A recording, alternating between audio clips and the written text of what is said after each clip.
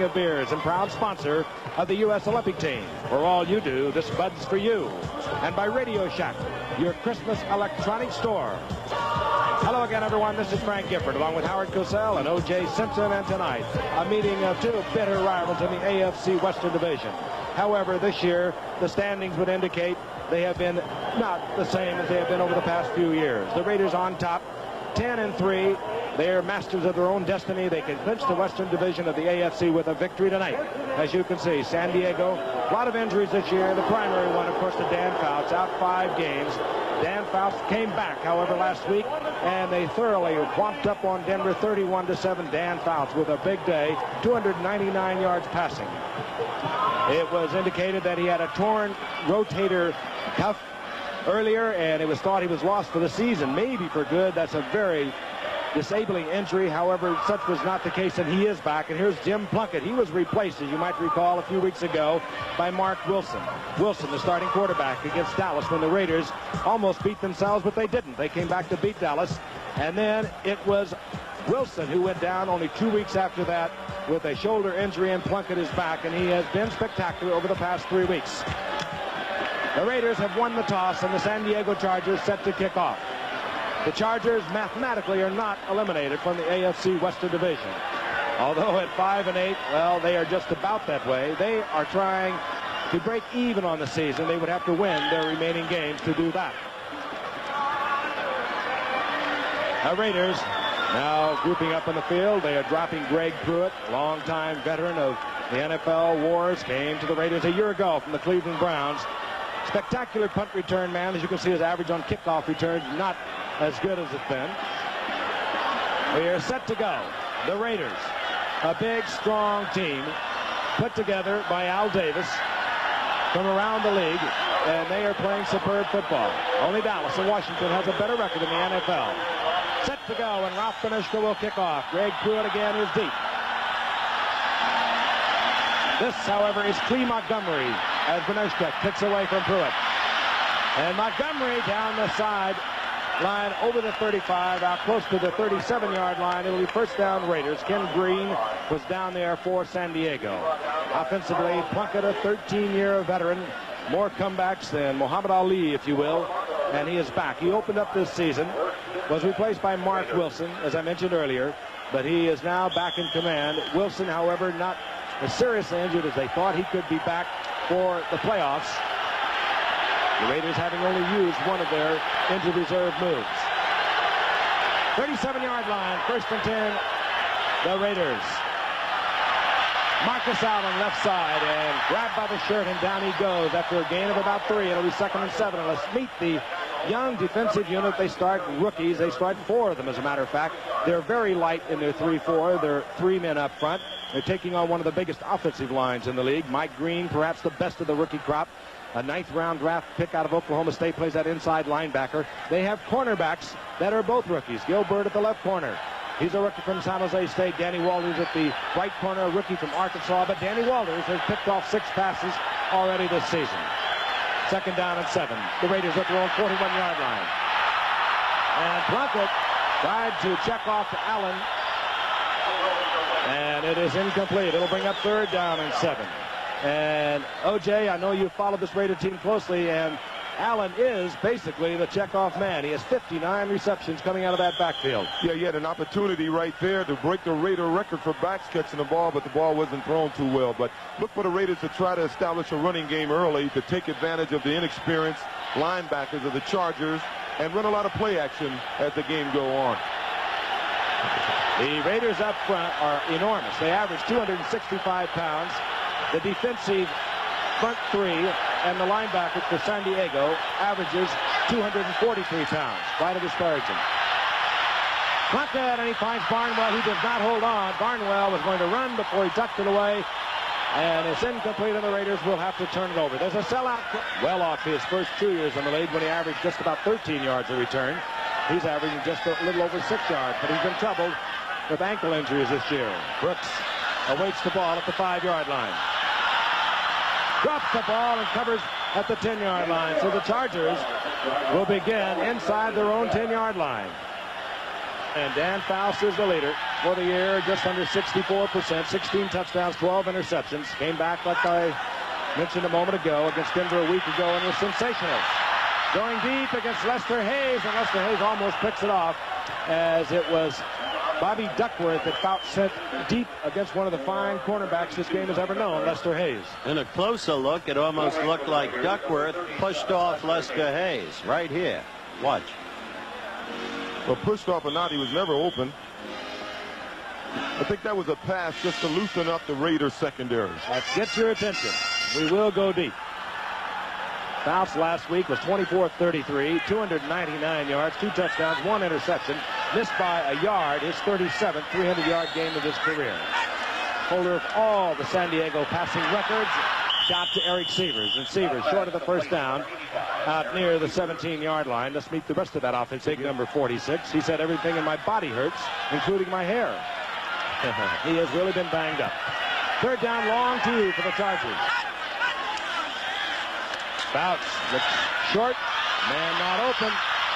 Now he fires, and Sievers cannot hold on, and so the Chargers on their first possession will have to bring out their punting unit. 53 yards, and there's Greg Pruitt. 12-yard average thus far this year. Second to the Jets, Kurt Springs in the AFC. Buford hangs it up, and Pruitt brings it back. And Pruitt pops it up. San Diego has it at their own 45-yard line. So a pair of punts, a pair of bobbles, but San Diego knocked it loose. Dan Faust looking over the 1st and 10. Has the time, looking for the receiver. A flag is down, and this will be picked off. Picked off by Mike Davis. But I believe it's going to come back. There was jostling downfield. Matt Millen just lowered the boom on Chuck Muncie, and was about 8 yards downfield, and that's illegal. They hit him beyond 5 yards, and I mean, he lowered the boom on him. I think you may be right. Yep. Holding indicated against the Raiders. The Charger is down at midfield. Our referee tonight is Dick Jorgensen. Sore ankle, injured last week against the Giants. Dennis McKnight came off the field. He appeared to be all right. Getzinger has moved to center for the Chargers. First down and 10 following the foul. This is Muncie on the left side. And Muncie with a gain of 5 to the 45-yard line. Chased out of bounds there by Bob Nelson. And defensively, let's take a look at these Raiders. They will alternate a lot of defensive linemen, and they are good. At right end, Bill Pickel, a rookie from Rutgers, with 7 sacks in his rookie season. Ted Hendricks, 212 consecutive games, never missed one since he began with Baltimore in '69. We've talked about Lester Hayes, good secondary. McElroy at free safety, he has 6 interceptions for the Raiders. It's second down and 5. Muncie once again. And Muncie gets to the 42-yard line, short of the first down by a couple. Muncie ended tonight playing hurt, as I mentioned, but with 743 yards rushing coming into the game. McKnight's back in, so that'll help. In the meantime, you must remember this about the Chargers. In the recent weeks, they have played very well against the difficult teams, upsetting the Cowboys. That was a stunner. And right here, Frank and I and Juice saw them almost upset the Redskins. And of course, under Faust a week ago, they came back and destroyed Denver 31-7. That's Charlie Joyner in motion. Faust, and down he goes. Third down and 2, tough yardage against the Raider defense that's ranked second in the conference against the rush. And so out comes the punting unit for San Diego. Well, they tried with him back at the 10-yard line. Will he angle to the sidelines, or will he put it straight up? Buford looks for the left sideline. Catches it, but out over the 15-yard line. And tempers flare already. We mentioned that they are bitter rivalries, and that extends right to the top of each organization. And that's however, the stadium will be expanded from 52,000 up to 60,000. And there we are. Who are those guys? I don't know. But we missed you in Miami. Tell you about it later. First down and 10, the Raiders. The ball at the 15-yard line. Bucket is back. Lots of time. Todd Christensen. A flag is down as Christensen, with his 71st reception of the season, gets out to the 31-yard line. But again, that flag is down at the line of scrimmage. Mike Green got back there defensively. San Diego offside. So the Raiders will decline that penalty. They'll have a first down up close to the 30-yard line. Encroachment, number 79, defense, decline. Look at Plunkett here, but dropping back a little low and behind here. His favorite receiver, Todd Christensen. Plunkett hasn't been intercepted since he's come back into the lineup. 3 games he's gone. Coming into tonight, 115 passes without an interception. Plunkett has Christensen wide open, and he fires out, intended for Barnwell. Almost intercepted by Reuben Henderson, who is starting in there tonight for an injured Gil Bird. He's an ISO on him. He's trying to. These guys have been. Bird has been. Well, he's running a zone really, so he really didn't beat Bird. Matter of fact, he played it real well. He stayed in front of the receiver. Didn't he step out of bounds there? Pass was incomplete. We had an eligible receiver going out of bounds, making him ineligible. He came back, was the first to touch the ball on the offense. It's only a loss of down. It's 2nd down. Got to get you a striped shirt, Howard. Yeah, that's a good call. Didn't see the flag, but Barnwell apparently stepped out of bounds, came back. That's a no-no. We've seen a few flags early in the game. Normally, when you have a short week like this, they've only had really 2 days to prepare for the game. The guys will be a little rusty in the beginning of the game, but expect it to get hot here before it's over. It'll be 2nd down and 10. Loss of the down accompanies that. San Diego showing blitz. They've been doing a lot of it in recent weeks. And they bring them all. Plunkett. This will be picked off. Danny Walters, the rookie from Arkansas, 7th interception of the season, and he's bringing it back. Danny Walters all the way back to the 48-yard line. Plunkett read it well, tried to get it to Branch. Man for man on Walters. Overthrew it. Walters picks it off. Danny Walters back. They almost had a sack, and that turned into an interception by Danny Walters. On 1st down and 10. Muncie, a screen out of the flat. Man in front of it, Big Ed White. And Muncie with the 1st down to the 37-yard line. Actually, it was Dennis McKnight pulling out in front, the center, who was shaken up earlier. He got the lead block. Muncie gets the 1st down at the 37-yard line. It's a cliche that emotion is a great part of this game, and it's valid, and that's why it's a cliche. Chargers are fired up with emotion tonight. Plus, they got a lot of good football players out there on that offense. That's a talented group of players there. 1st down and 10. Dan Fouts, holder of so many NFL and Charger records. Tried to get it to Chandler, and it's almost picked off. Taking a shot at it.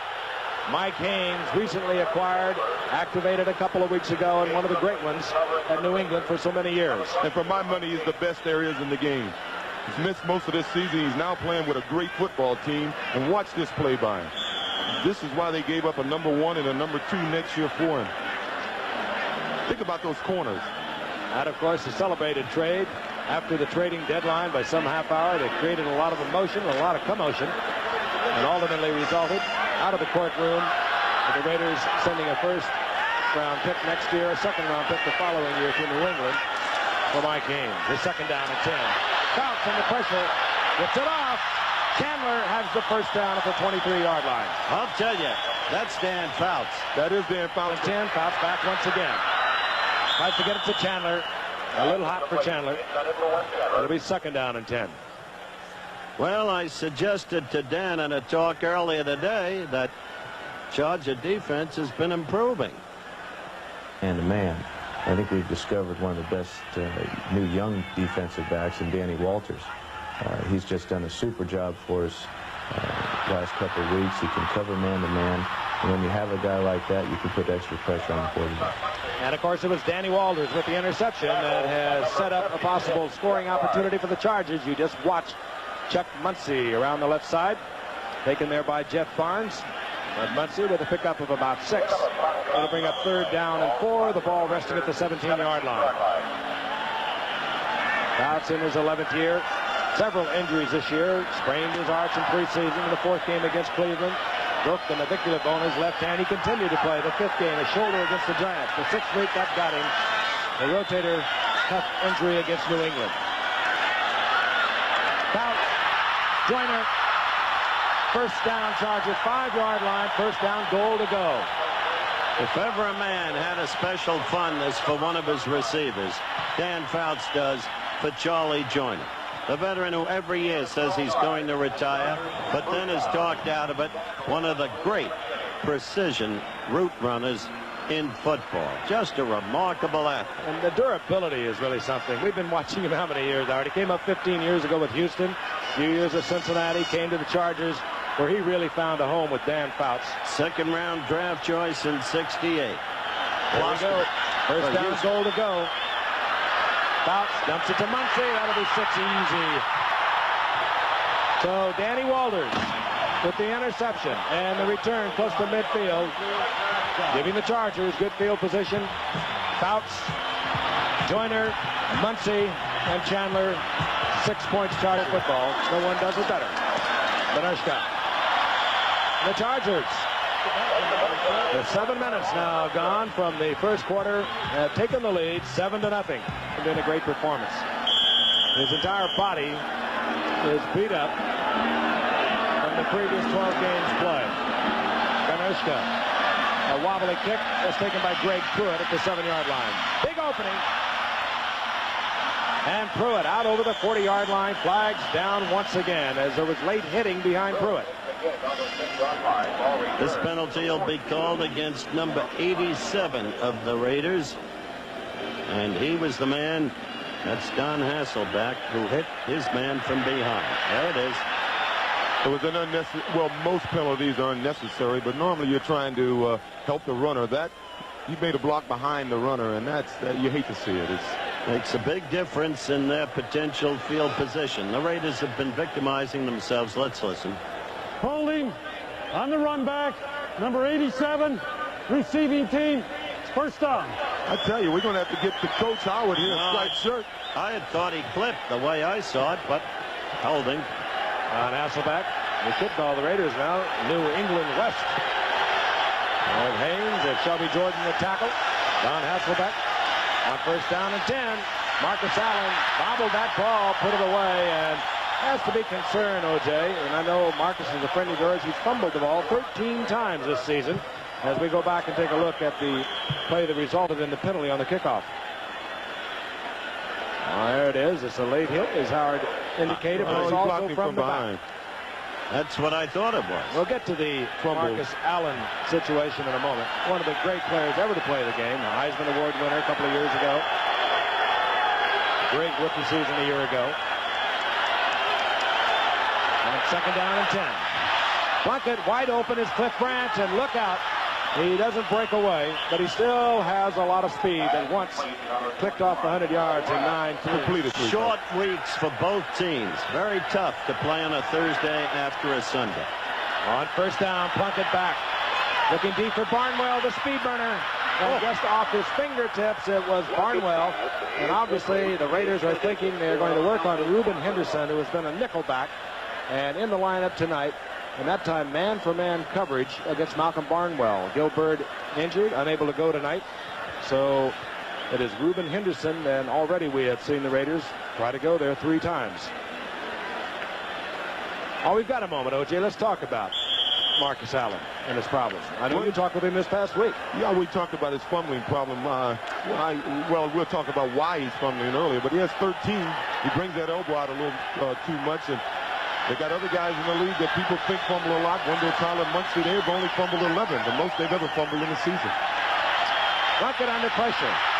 Tries to get the ball off. That was, I think, a completed pass. It was. Gets it to Frank Hawkins. And might have been better off had it been dropped, because there will be a loss all the way back close to the 38-yard. Chargers, the 5th defensive back end, drop into a 4-man front, dealing on the line of scrimmage, but the Raiders pick it up. And Barnwell doesn't hold on. A high pass defended by Danny Walters. It could have been a great catch It wasn't. It'll bring up 4th down, and the Raiders bring on Ray Guy to punt. Well, there's one Most of the season with a bad ankle. We have 5:41 remaining in the first quarter. The Chargers on top 7-0. Ray Guy, beautiful punt.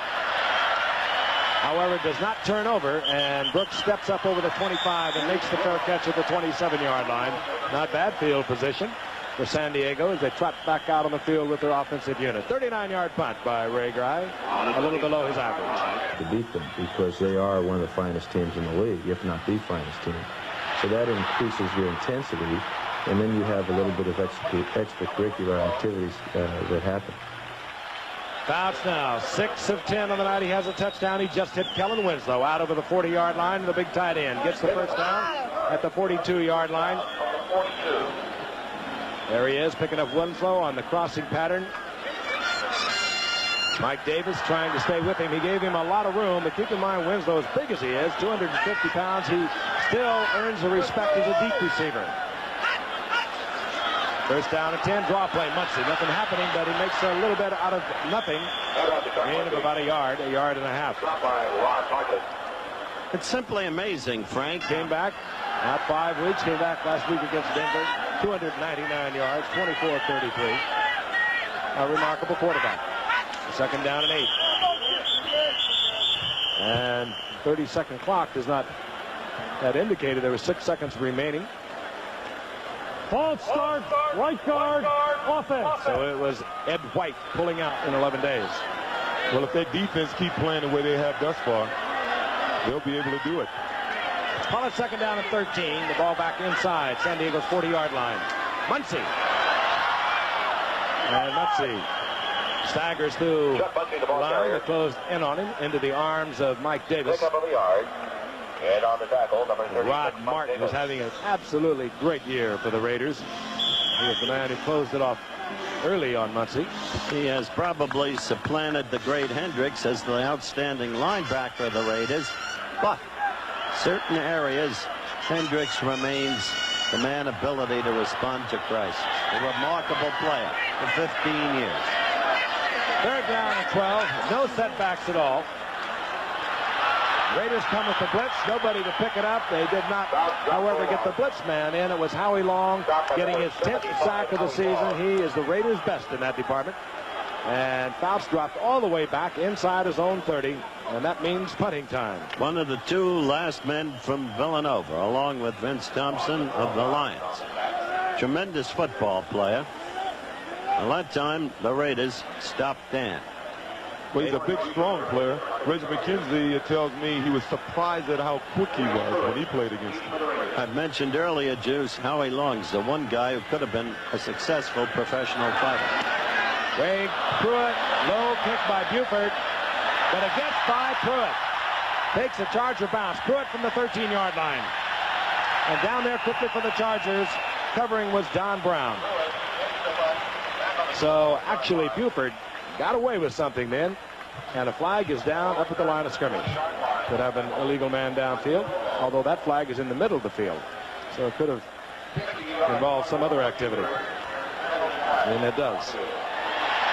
Jury of misfits. We've got a halftime piece on that. Rick Burns was the guilty Raider. First down and 10. The ball at the 6-yard line. Marcus Allen. And he is hit hard at the 9-yard line. Helmet on helmet with Marcus Allen. Ken Fox coming up, and he is slow getting up. Ken Fox is playing out there when a lot of other players would not be playing. Broken ankle earlier in the season. Never thought he'd come back this year. Gutsy guy. Sometimes it seems he's almost foolhardy. That's the problems of the Raiders tonight. Gain of 3, second down and 7. The ball just short of the 10-yard line for the Raiders. Marcus Allen. And Allen turns the corner out of bounds, short of the first down by about a foot. Well, the Raiders are a team that normally they don't take the time to establish anything. They're a big play team. They try a lot of things, and they rely on the big play. Well, tonight, I think they should try to take advantage of this defensive unit that is somewhat inexperienced. They have down linemen that have never played the 30. They've been slow in adjusting to it. They should be running the ball a little more at them, and then later on take advantage of the play action pass. I agreed with you at the top of the telecast when you said they're going to run the ball on it. But they haven't been doing it. Maybe now they'll start to. 3 tight ends are in. Hasselbeck, Jensen, Christensen, Allen. And he's dropped for a loss. And that will bring up 4th down. And that is going to really fire up this defense that held Denver last week to 195 yards. They are coming right back to that game in a very short period of time to get ready for tonight. The crowd loves it, and the defense comes out, slapping each other with high fives. And Don Coryell, who always has that serious look. Well, you heard me mention it in the past. When he got short. Ray Guy will punt. James Brooks is up close to midfield at his own 43-yard line. So the Chargers leading 7-0, 1:47 remaining in the first quarter. Should get good field possession. Ray Guy hits a beautiful punt. Couldn't be better. He puts it out of bounds at the 32-yard line. And what a punt. 51 yards. And giving San Diego no opportunity for the return. 32, Frank. Excuse me. San Diego with a good defense. Out to the right. Top of your screen is Wes Chandler. Severs is the motion man. Fouts in a crowd and somehow gets it to Joyner, who comes down with it at the 40-yard line. There's a gain of 8, and the Raiders had everyone. The Tom Flores, the coach, on that blitz. I did, and that was dangerous. The ball waffled. It wasn't a typical Fouts throw. From the reverse angle, you'll see it, and Joyner makes it possible. Working on Mike Haynes, and I tell you, if you're a football fan, it's going to be fun for the next 3 quarters to watch these guys work on one another. The Raiders with 2 of the finest corners in the game, both all pros. Oh, a little mistake there. He didn't get the handoff. Now that's Rusty. Got the first down possibly, though. On the rollout. Dan Fouts, the ball carrier. And he knew where he had to go to get the first down, but he did not want to endanger a body that's pretty well beat up already this season. Yeah, well, that's what being a little rusty, Frank. He turned around. He didn't get around quick enough to get back to Muncie to pass the ball off, and was stuck with running it himself. As you can see, Muncie had expected to get the ball, and he was a little slow on his turn, and like every heads-up quarterback, he realized what he has to do, even though he doesn't want to. Look at that ball out there like a loaf of bread. Oh, nobody was around, though. That's not his thing. But he got the first down. You heard the roar of the crowd while we were in the replay. San Diego out over their own 42-yard line. That'll tell you a lot about Dan's running ability or his inclination to run. But with the receivers he has, he doesn't have to run. 30 seconds remaining in the first quarter. Severs in motion. Again, the blitz. Rod Martin gets to Dan Fouts. Fouts dropped for a loss. Muncie did not step up, and it was Rod Martin. That was his 6th sack of the season. He's also 3 interceptions. The leading tackler for the Raiders. Like I said, a little bit. Those linebackers will wear you out. Loss back to the 37-yard line, and time will expire before we can get this play off. It'll be 2nd down and 16 when we... As we begin the second quarter, Fouts from the Chargers looking at a 2nd down and 16 following the Rod Martin sack. Ball at the Chargers 37-yard line. Muncie the single setback. He'll try the right side. Steps back. And he'll work for about 3 yards to bring up 3rd down and 14. Raiders 10-3. They lost twice to Seattle. They lost to the Washington Redskins. They have defeated Dallas. Both of these teams have defeated Dallas during the course of the season. And of course, a win tonight by the Raiders, and they are the AFC Western Division champions. But they're thinking of the playoff and home field advantage. And of course, Pittsburgh, Miami very much alive in that. But the Raiders can be their own masters. 3rd down, 14. Fouts with a snap shot to Charlie Joyner. Bobbles the ball, and the Raiders have it. Well, that was definitely a forward to Rod Martin. Flags are down. at midfield. 3 flags down. The players intercepted the ball. They forgot which way they were going, and Mike Davis lateraled the ball forward to Rod Martin, and Martin knew what to do with it. I mean, unlike Roy Riegels. yeah. Hey, that was a great shot, no matter what happened by Fouts. Looking left, he just snapped it with his wrist to Joyner. Joyner had James Davis working on him, and he beat him coming across the middle. He was looking for help from Martin. There's the indication, illegal forward pass. That's what it was. You'll see Joyner coming across with 45, Mike Davis on him. But what a pass. Right on the money. Great catch. And what a receiver. Illegal forward pass by the players that intercepted the ball on the receiving team. Yeah. It's first down. Saw Mike Davis. They might have looked like they might have even forgot which way we're working. I think he did. There's no other way he could have shoveled that pass ahead of him. But those defensive players. Raiders keep the ball. They have it at their own 45-yard line. Big break for the Raiders because that would have been a big first down for the Chargers, who had assumed new momentum when they held the Raiders, who had only a half-yard to go on a prior third-down situation and didn't get it. Frank. First and 10 near the 45-yard line. Inside to Marcus Allen. He's tripped up. Good defensive play. Mike Green, we told you about him. He's a 9th-round rookie out of Oklahoma State. Not big, 225. Coached, by the way, a little bit of trivia, by Joe Washington's father down at Port Arthur, Texas in high school. He has been an amazing player, Frank. Billy Ray Smith got the big play before the season started, and Billy Ray is certainly going to be a great football player. But Mike Green has been consistent, more consistent even than Billy Ray. He leads the defense in our tackle. 4-man down line for San Diego on 2nd down and 10. They like to blitz, and they look like they're going to. Yes, they do. They shot Woody low, and Plunkett had to deliver the ball to avoid the sack. Woody Lowe, much like Rod Martin, does so many things for the Chargers as Rod Martin does for the Raiders. First quarter stats coming up, and you can see San Diego dominating in total yards and first downs. And so far, the Raiders doing nothing in rushing yardage. 2 turnovers. 1, Danny Waller's intercept, setting up the San Diego score. 3rd down and 10. Again, the Chargers showing blitz. Plunkett reads it. They drop out of the blitz. Plunkett hangs it up, looking for Christensen. A flag is down, incomplete. Flag is down. And it could be holding. That's where the flag is, in the holding area. Could have been Back to the against face Branch. mask.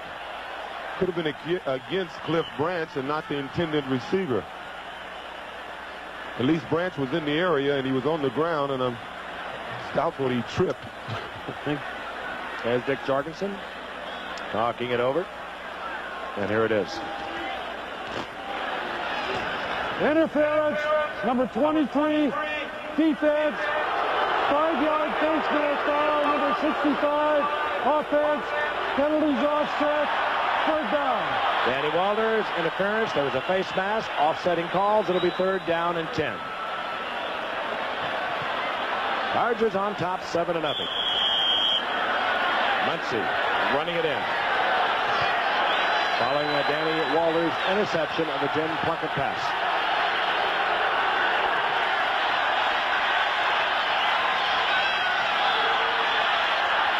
Plunkett drifting out. That one by design. Woody Lowe back there defending on a ball that was thrown behind Marcus Allen. Woody Lowe looking for the interception. Almost popped it in the air to Allen. San Diego continues to dominate because of the excellence of its San Diego defense. They had 4 sacks and 3 interceptions against John Elway. Ray Guy to punt. Beautiful punt by Ray Guy. Hangs it up. Brooks didn't hesitate a moment. He saw the height of that ball, called for the fair catch near the 18-yard line, and San Diego, with their defense playing in first gear, get the football back at their own 18. Sellout crowd. 1st down and 10. The Chargers at their own 18-yard line. 12:56 remaining in the first half. Chargers lead 7-0. Kellen Winslow nicely covered there. Mike Davis moving up from the strong safety spot, but getting help from Rod Martin. Don't start in with Kellen. That's my advice to you. Matt Millen, I wouldn't start with him either. No, I wouldn't start with him either, but not with Kellen. Well, Kellen could catch the ball and maybe hurt you. Matt could hit you, and that hurts more. And Kellen can hit you. Well, I don't think We saw Kellen on the weightlifting. You remember in Key Biscayne? Just pick it up over the shoulders, over the head. What strength. 2nd down and 10. Blitz. And again, trying to get to Kellen Winslow, covered by Mike Haynes, but the pressure was on Fouts, incomplete. It'll be 3rd and 10. Well, it's apparent the Raiders are a little flat, and I think Matt Millen is that sort of inspirational player, and he may be just trying to get his guys psyched up, get them going. Fouts looking over to the sidelines, getting the plays called in by Ernie Zampese. Good SC tailback. Yes, he was. What a great assistant coach. You ask Joe Gibbs about Zampese, he'll write a book for you. I wonder if Don Coryell and Joe Gibbs have been talking this week. They're dear friends. Joe Gibbs having coached under Don Coryell on a couple occasions, San Diego State with the Cardinals. 3rd down and 10. Fouts with a beautiful effort gets the ball out to Houlihan, who's had a couple of key games.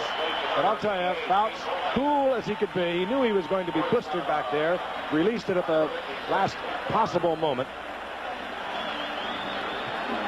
And we're going to pause 5 seconds after the first down and let our stations identify themselves. Eyewitness News follows the game on WABC TV New York. Jack Murphy Stadium sold out for a meeting. Bitter rivalries. The Raiders from Los Angeles, the San Diego Chargers. They usually dominate this conference or division, and the Raiders have done that again this year. San Diego on top, 7-0. This is Muncie. He scored the first touchdown. He runs into Bob Nelson over the right side. You don't hear much about Nelson, but a solid, consistent ball play. In the meantime, Houlihan was the guy who excelled for the Chargers against the Cowboys, you'll remember, Frank. And he had a big night against the Redskins when we were here earlier in the year. Former Notre Dame wide receiver. There was a gain of 1 by Muncie at 2nd down and 9. Chandler is right. Joyner's up the top of your screen. Severs into motion. Muncie with a big opening. Muncie can't stay on his feet, or he'd have had 6. But he gets into Raider territory near the 49-yard line. Tripped up by Mike Davis. He really rumbles, doesn't he? Here's a low-angle look. Boy, with a back block, he's got some room like this. And this is the type of hole that even Frank and I can still run through. This guy knows what to do with the ball. He almost broke it. He said, you go ahead and do what you want to do. I'll stay right here. You see any similarity between Muncie and Eric Dickerson? Well, they're both long striders. But I don't know. They're big guys. One commanding difference. Dickerson has that blazing speed. Chandler, he has speed. Chandler inside the 25-yard line. Mixing up the run with the pass. That 3rd down pass for the first down 2 series ago was a key for San Diego. This team growing in confidence. Let's take a look at both receivers. Fouts here, Joyner top of your screen to the left, Chandler to the right. Going against Lester Hayes, and they've been asking their corners, Haynes and Hayes, to cover him one-on-one, but that's just too much room. I mean, there's not much you can do when you're not getting help, and a guy like Wes Chandler runs a little slant pattern like that. Chandler is a great runner. That's one of his great values. Like Muncie, like Brooks, he's been playing hurt most of the year. First down and 10, 23-yard line of the Raiders. Fouts. Flag is down, looking for Winslow in the corner. And this could bring up the holding. It will, against San Diego. Mike Davis almost made a cardinal error there. He waited for the ball to come down and almost gave Winslow a chance to get there and jump up and catch it. You got receivers like this, you can't wait for the ball. You have to go after it. What receivers they are. Let's listen once again.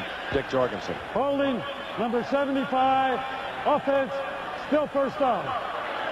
Andy Gissinger over at right tackle. There he is right in your face, number 75. He's working against number 75, Howie Long. 2 big strong ones. Grunting and groaning in there. Fouts 10 of 16, 130 yards, 1 touchdown.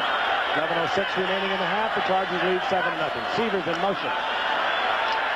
Fouts, Winslow overthrown. And Winslow wide open for the at the 15. Frank, reverting to Chandler for a minute, I asked Dan in our talk today to compare Chandler, who came in when John Jefferson was sent to Green Bay, to compare the two. He said for a given catch in a given crisis situation, I probably never threw to anybody better than Jefferson. But for the man to take the ball and the action to begin with his greatness as a runner, there's nobody like Wes Chandler. Again, just trouble this year with a sprained foot in preseason. Then he sprained the other foot a couple of weeks into the season. Second down and 20. And he Fouts checks it off. Muncie. First down, flopping the ball around, but he actually hurdled Mike Davis to get the first down. I absolutely don't know how Fouts got that ball off to. That's the second one on this drive. He's been able to get loose when the Raiders all over him. low angle. Muncie's running a flat pattern, but Wes Chandler absolute beat Lester Hayes at the line of scrimmage on that time. Lester was playing him close. Look at him hold that ball. Look You want to at know that. why he fumbles. Yeah. You see him make Mike Davis miss. Mike Davis is a fine tackler. Nevertheless, you'll find that Muncie's high was 11 times in the season on fumbles. I think a lot of it has to do when you fumble. He has that reputation because he normally fumbles at inopportune times. First down, goal to go. Fouts. Severs was wide open in the end zone. Fouts was making sure, however, it would not be picked off. Yeah, nobody remembers when you fumble when you're up by 20 points, but normally if the game is close, you see a guy like Wendell Tyler and Muncie, they fumble at those times, and people consider them fumblers. Tyler's most is 11 in a season. Who had 16, Juice? Cribbs. That's right. Joe Cribbs. The most of any running back, and the most in the league was Pastorini. He had 17, and he broke Dandy Don's record. Frank Gifford had 9 one year. 2 in the sudden death game. I carried it 400 times that year. Second and goal. 10th play of this drive.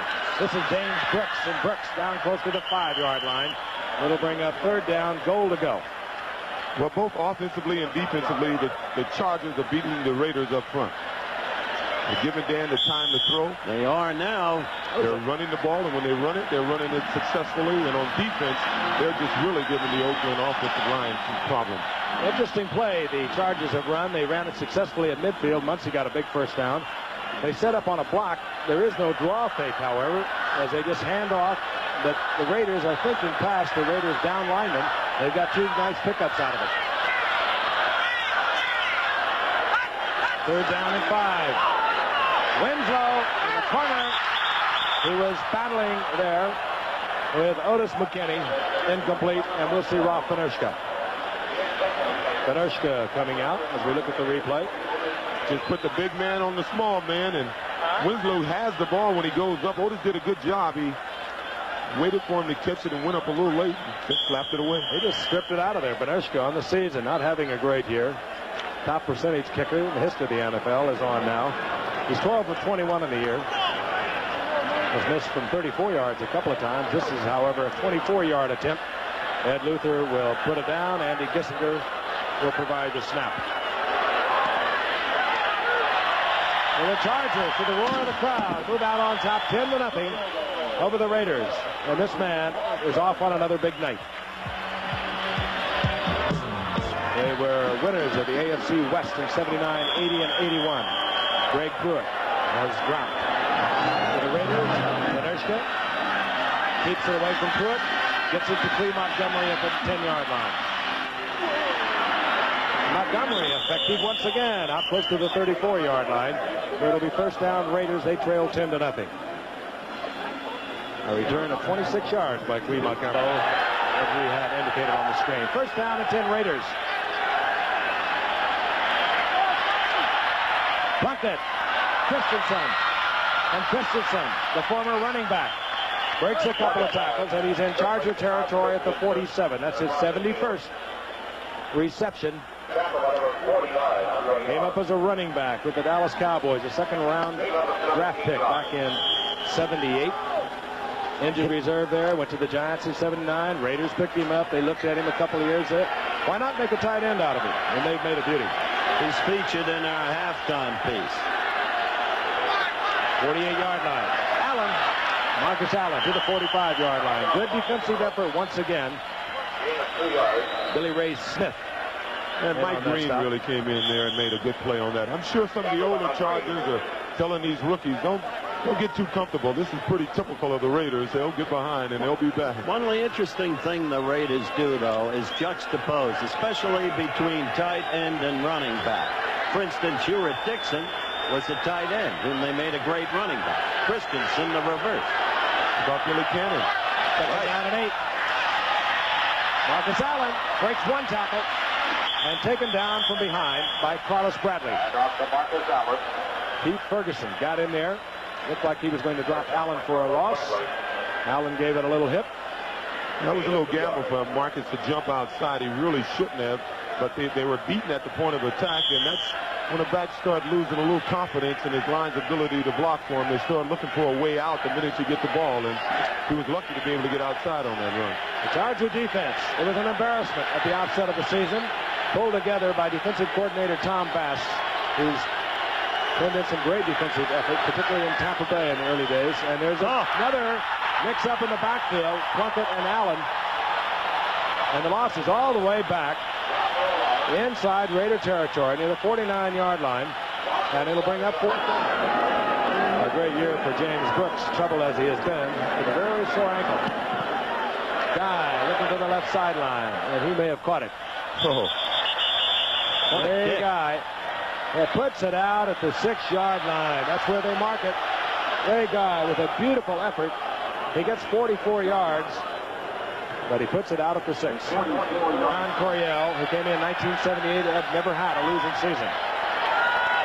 The only way they can avoid it is to win the remaining 3 games, and that includes this one tonight. On first down and 10, Chuck Muncie somehow pops out of the pile and gets out over the 10-yard line for a gain of 4. Almost 5. Really, just pounds out that yardage. Every time we see, loves Monday nights. He calls it Muncie night. He comes to play on any day. Second down and 6. Chandler is right. Joyner left. Severs in motion. Muncie, right side. And he realized that he had it. It was Ted Hendricks stepping across the line of scrimmage, getting help inside from Matt Millen. Hendricks turning it back inside. Such a clever player. Chargers would get a lot out of their season. They'd play San Diego again after the Raiders again after this game. And could they win both of those, or should they? I think they'd be really high for next year, especially with the young defensive players they're developing. If they continue to play this way, they will have a lot to look forward to next year. But they've There's a loss of a couple. It's third down and 8.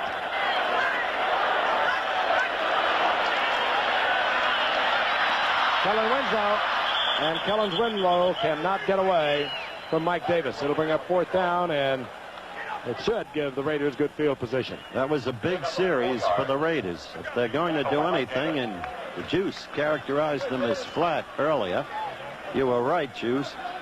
But they're going to do it now. Not unusual for the Raiders to be a flat team. I'm sure our fans have been watching them play over the years, and for them to be behind early in the game is not really that unusual. They always seem to make it a game at the end. As you see them running a flat pattern, I think they were really relying on his running ability to get the first down, because it's unusual for the Chargers to throw short of the first down. Buford will kick from about the 2-yard line. Low kick. Pruitt this time steps in front of it. Pruitt, a couple of blockers, and Pruitt all the way down to the 41-yard line of the Chargers. Another flag down. Flag. It'll be interesting to see if they call a clip on this. I saw 2 guys come back to make blocks, and they look like they got just enough to the side of the Charger player to make it a legal block. There's 2 line drives now by Buford. That'll back the Raiders up. See if they call that on Lyndon King. I thought he made a legal block. Maybe it's on someone else. I thought it was on Tony Caldwell. Well, you thus far deserve the jersey. Either way. Illegal block during the run back. Number 57. I got one. Receiving team. Give me a jersey. First down. Tony Caldwell. I got you. It'll be first down and 10. The Raiders at their own 37 when we come back. The redesign where it will expand from 52,000 seats to over 60,000. First down and 10, the Raiders. 4:41 remaining in the half. And Plunkett will be sacked. It was Billy Ray Smith, son of one of the great ones with the Baltimore Colts, Billy Ray Smith Sr. I don't blame the Chargers for the obvious enthusiasm they're showing on the field. They're beating the Raiders solidly both ways. And that's what's great so far about their play. It's been totally solid. There's Mark Wilson, who suffered the damaged shoulder and will probably be out for the rest of the year. In the meantime, we'll talk about Jack Murphy in a moment, Frank. Could be back, Mark Wilson. Put a pin in the shoulder. He has been able to throw, and maybe they'll bring him back for the playoffs. Second down and 18. Plunkett fires a shot. And it gets into Christensen, and he is out to the 39-yard line, where it will bring up third down and 8. Jack Murphy was not just a rider. He was a quality rider, a distinguished rider with dimension and perspective. His closest friend in life, the late Walter Red Smith. They were inseparable together in the late years of Red's life whenever they covered an event together. Very influential in inducing one of the owners of the Chargers, Baron Hilton, to make the fight to name this stadium San Diego Jack Murphy Stadium. Baron Hilton here tonight with Alex Spanos. Third down and 8. Plunkett has been sacked once tonight. That's the first time in 2 games, and he's under pressure, but he gets the ball off to Christensen, who surges forward for the first down near the 48-yard line. Tim Fox coming in. Tackled by Andre Young. Take a look at from the ground level. The Raiders at this point is a one-dimensional offense. You'll see Fox come in too, as they safety blitz it once again. They can only get the ball to Christensen. They're not getting much production from anybody else in their offense. I was surprised on first down they ran a play-action pass. The Chargers fell for it, but they didn't have a back or a tight end running a short pattern. That's normally when you try to take advantage of those linebackers on a play-action pass. 2 minutes, 47 seconds remaining in the half. The Raiders down 10-0. Plunkett changing off. Wanted to keep Allen in for blocking. Fires a shot. Goes out to Barnwell. Barnwell short of the first down, but he picks up a little more than 7 yards. Ruben Henderson was a little tentative on that play. Well, and the blitz which the Chargers were bringing, that meant that Henderson was covering Barnwell with great speed, man-to-man. It's a kind of interesting statistic. Not been shut out in the first half in 32 regular season games. And they haven't in this one. 11, 1981. No, they haven't. 3 timeouts for the Raiders as we approach the 2-minute warning. Marcus Allen trying to surge forward for that first down. He's very close to it. Time will expire, and we'll get the 2-minute warning. And we'll be back in just a moment. That was one of the players, I think, who suggested the title for the halftime piece we'll be bringing in. While we were away, they measured, and the Raiders are inches short of the first down. Just at the 42-yard line of the Chargers. The Raiders have 3 timeouts. The official time, 1:57 remaining in the half. And the Raiders trailing 10-0. Allen, he's got a good arm. He used to be a high school quarterback. Todd Christensen, touchdown Raiders. They have not been shut out. That's his third touchdown pass of the season also.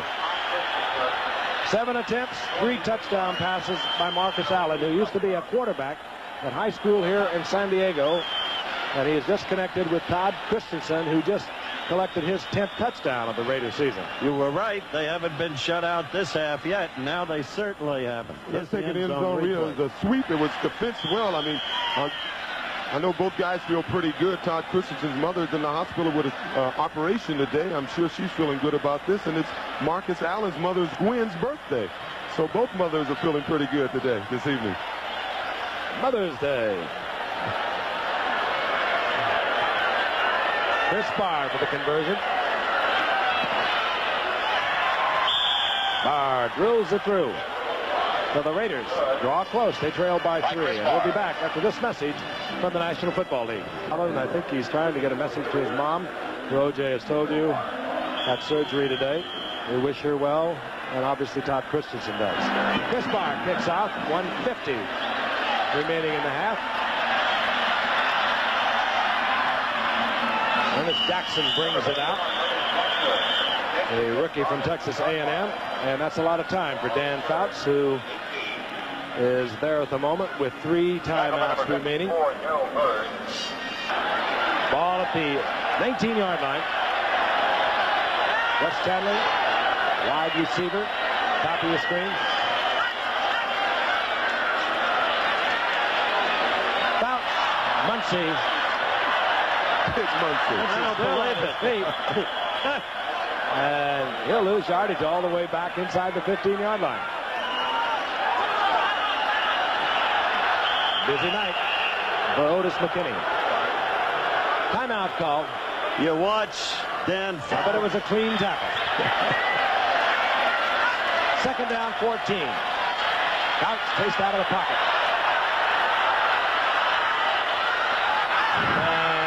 And the intended receiver was Joyner.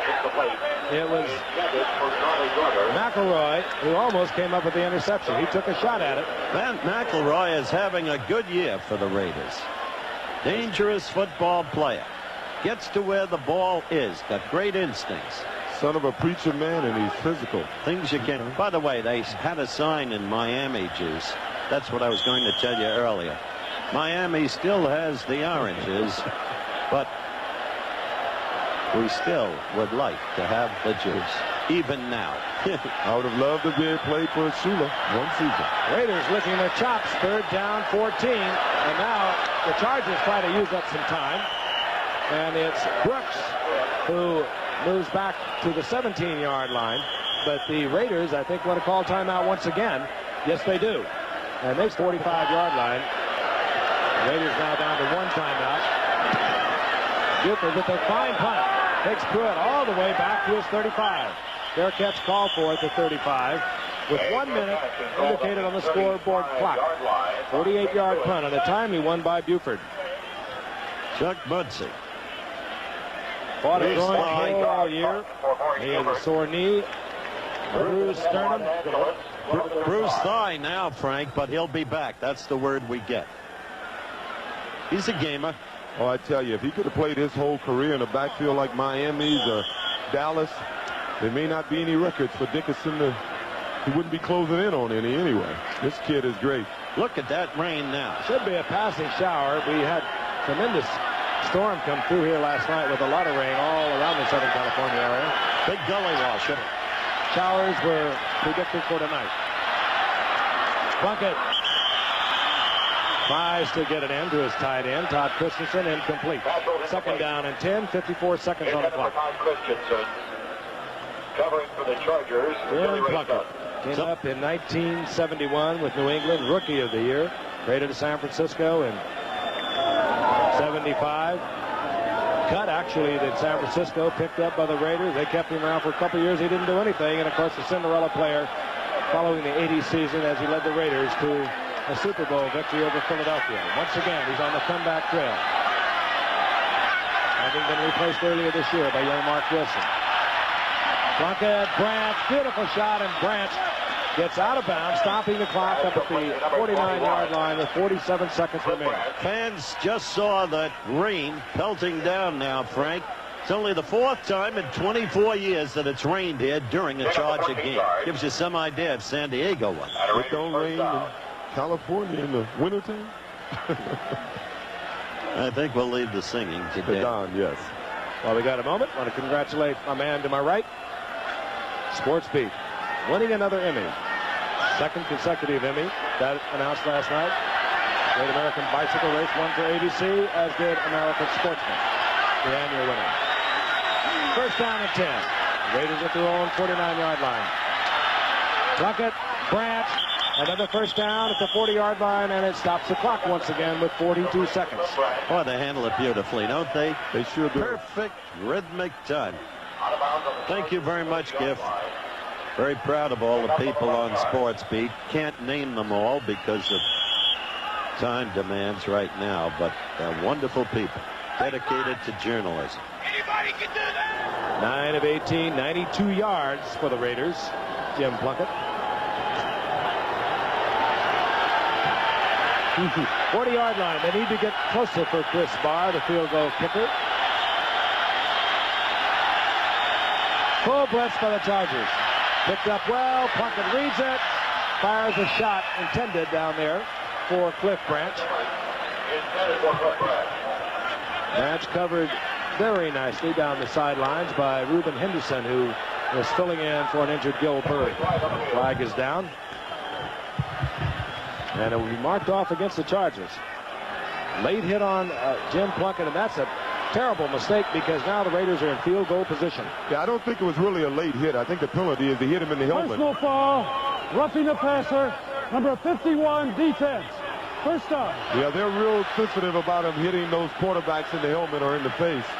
And he hit him right across the head with his arm. Quarterbacks are sensitive about it also. Yeah, I wish they call that when they hit backs in their head. You know, they can do anything to run on their head, and they don't get any calls. 25-yard line. It'd be about a 42-yard field goal attempt. Should they have to go? 36 seconds remaining in the half. And Cliff Branch, diving effort at the 17, incomplete. That would have set up a chip shot. I don't know if they'll get the field goal or not. The point is that the juice was right. He studied this Raider team all year long, living as he does in L.A., and this is their precise pattern. Fall behind and then make the charge. Only once did it fail, when they led Washington by 15 in the fourth quarter, and it was the Redskins who made. Well, that's the problem. They shouldn't have been leading. This Barr is a hot kicker. He's 6 of his last 7, 13 of his last 15. And now the Raiders use their final timeout. That one is hard to explain. Picture of a man with a migraine. What has transpired, the 30-second clock had to be reset at 12 seconds. So it was an official's timeout. Now 32 seconds remain officially in the first half, and the Raiders have one timeout.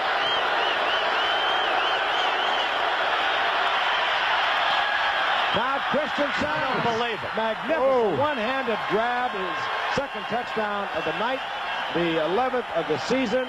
He just put out one hand, pulled it down, and I'll tell you, not a bad pass by Plunkett, because Ken Green was whipping stride for stride, and he put it in the only place where it could have resulted in the touchdown. And Mom Christensen, I hope that makes you feel a lot better. I hope so. This was just, it was a great pass. I thought it was a little overthrown, but the catch by Todd is incredible. I tell you, Ken Green was right with him, and it had to be put here. Look, in One the rain. hand, hits it up, his own tip drill.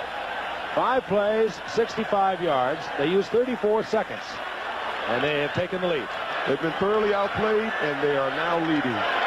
Chris Barr gets it through just barely. Just barely is right.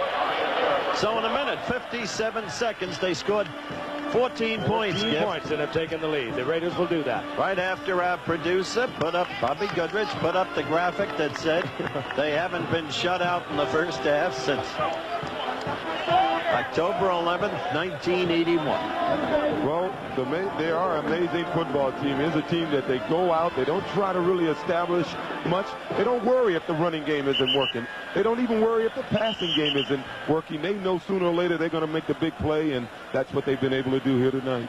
Quite a performance by both these quarterbacks. They have both been under tremendous pressure and still managing to get the good pass off. And that was a beauty to Todd Christensen. 24 seconds now officially on the clock. Raiders will kick off. Reminder once again during halftime, an interesting look at these Raiders. A menagerie of misfits is entitled. My colleague Terry Blair providing a very interesting insight. Chris Barr, who was on the sidelines thinking he was going to be the one that would have to attempt to tie it up. Look at that. 76th reception, ties Raiders record held by Art Powell. Oh, was he a great one? 1964. Talk about some big catches. Booms one. Brooks deep in his end zone. He'll stay there. And things are getting a little rough. He can credit that touchdown right back to that play, too. That's when the Raiders started stopping the clock. Now Fouts is knocked to the turf. Mr. Hendricks.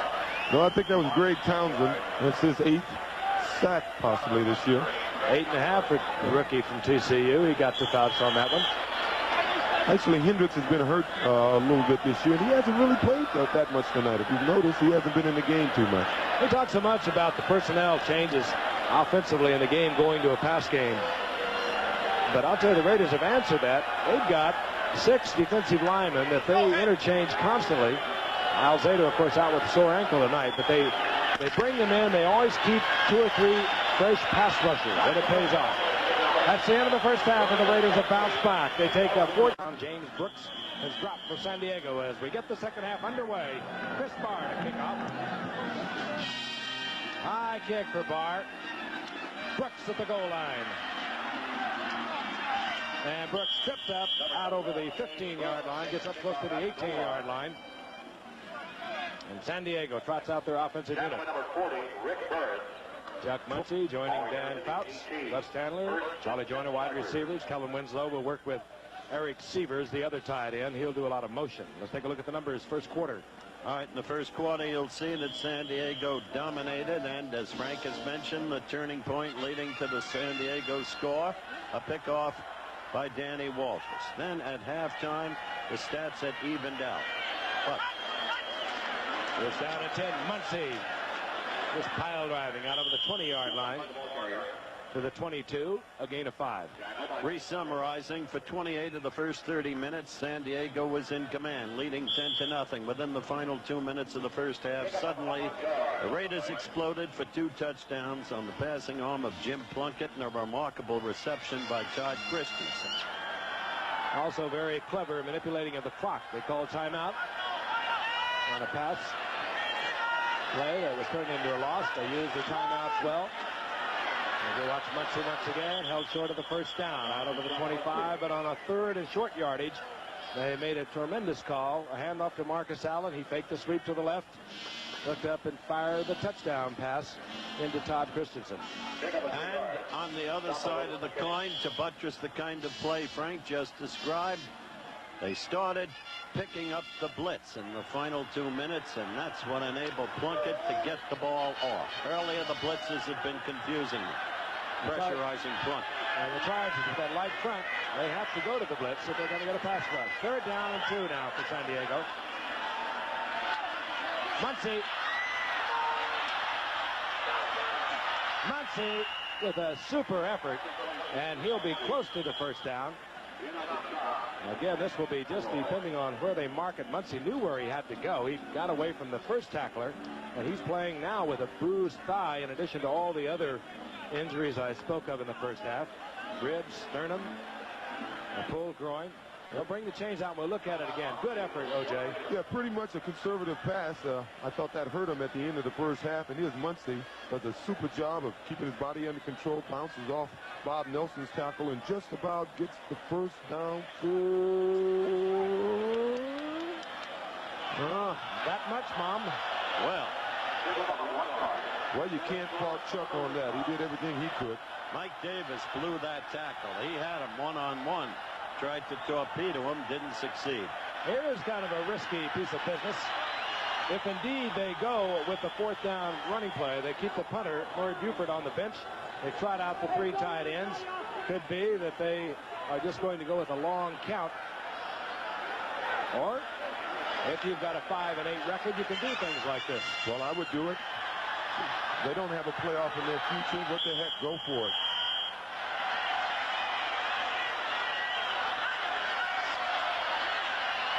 Right over the top is Brooks, and the flag is down. Pretty innovative move by Winslow. He started running across the backfield and did a period and kept going again. The Raiders are indicating that Chargers were holding. Referee again tonight, Dick Jorgensen. The Raiders are right. They were holding, and I think I get back to the game once you start putting ice around that knee area. Low kick again by Buford. Ball is loose, but it goes out of bounds.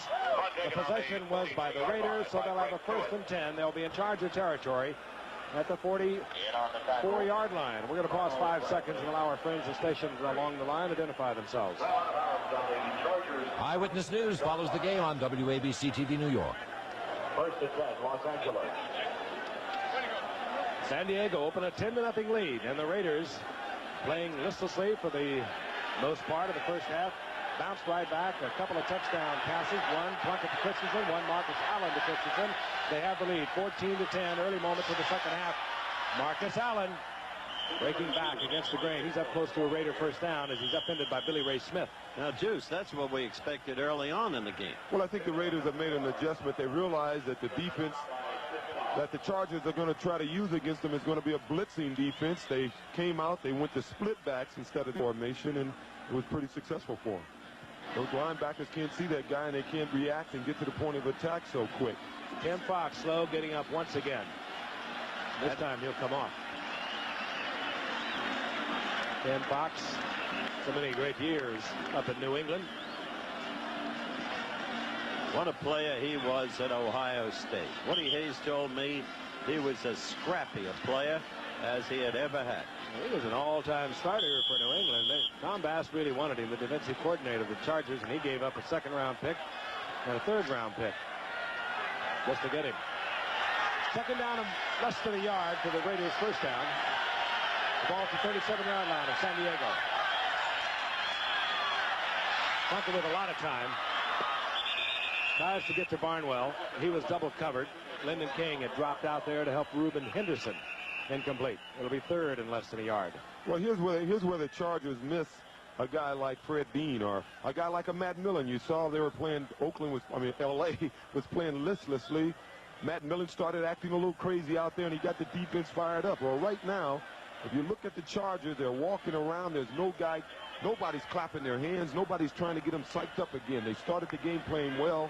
Unfortunately, they got behind at halftime, and they look like a sad unit out there right now.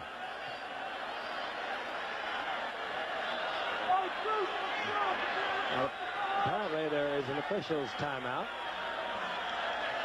We do not know exactly the reason, but we'll be back for more action in a moment. Again tonight. Meanwhile, the Raiders 3rd down and 1. The ball at the 37-yard line of the Chargers.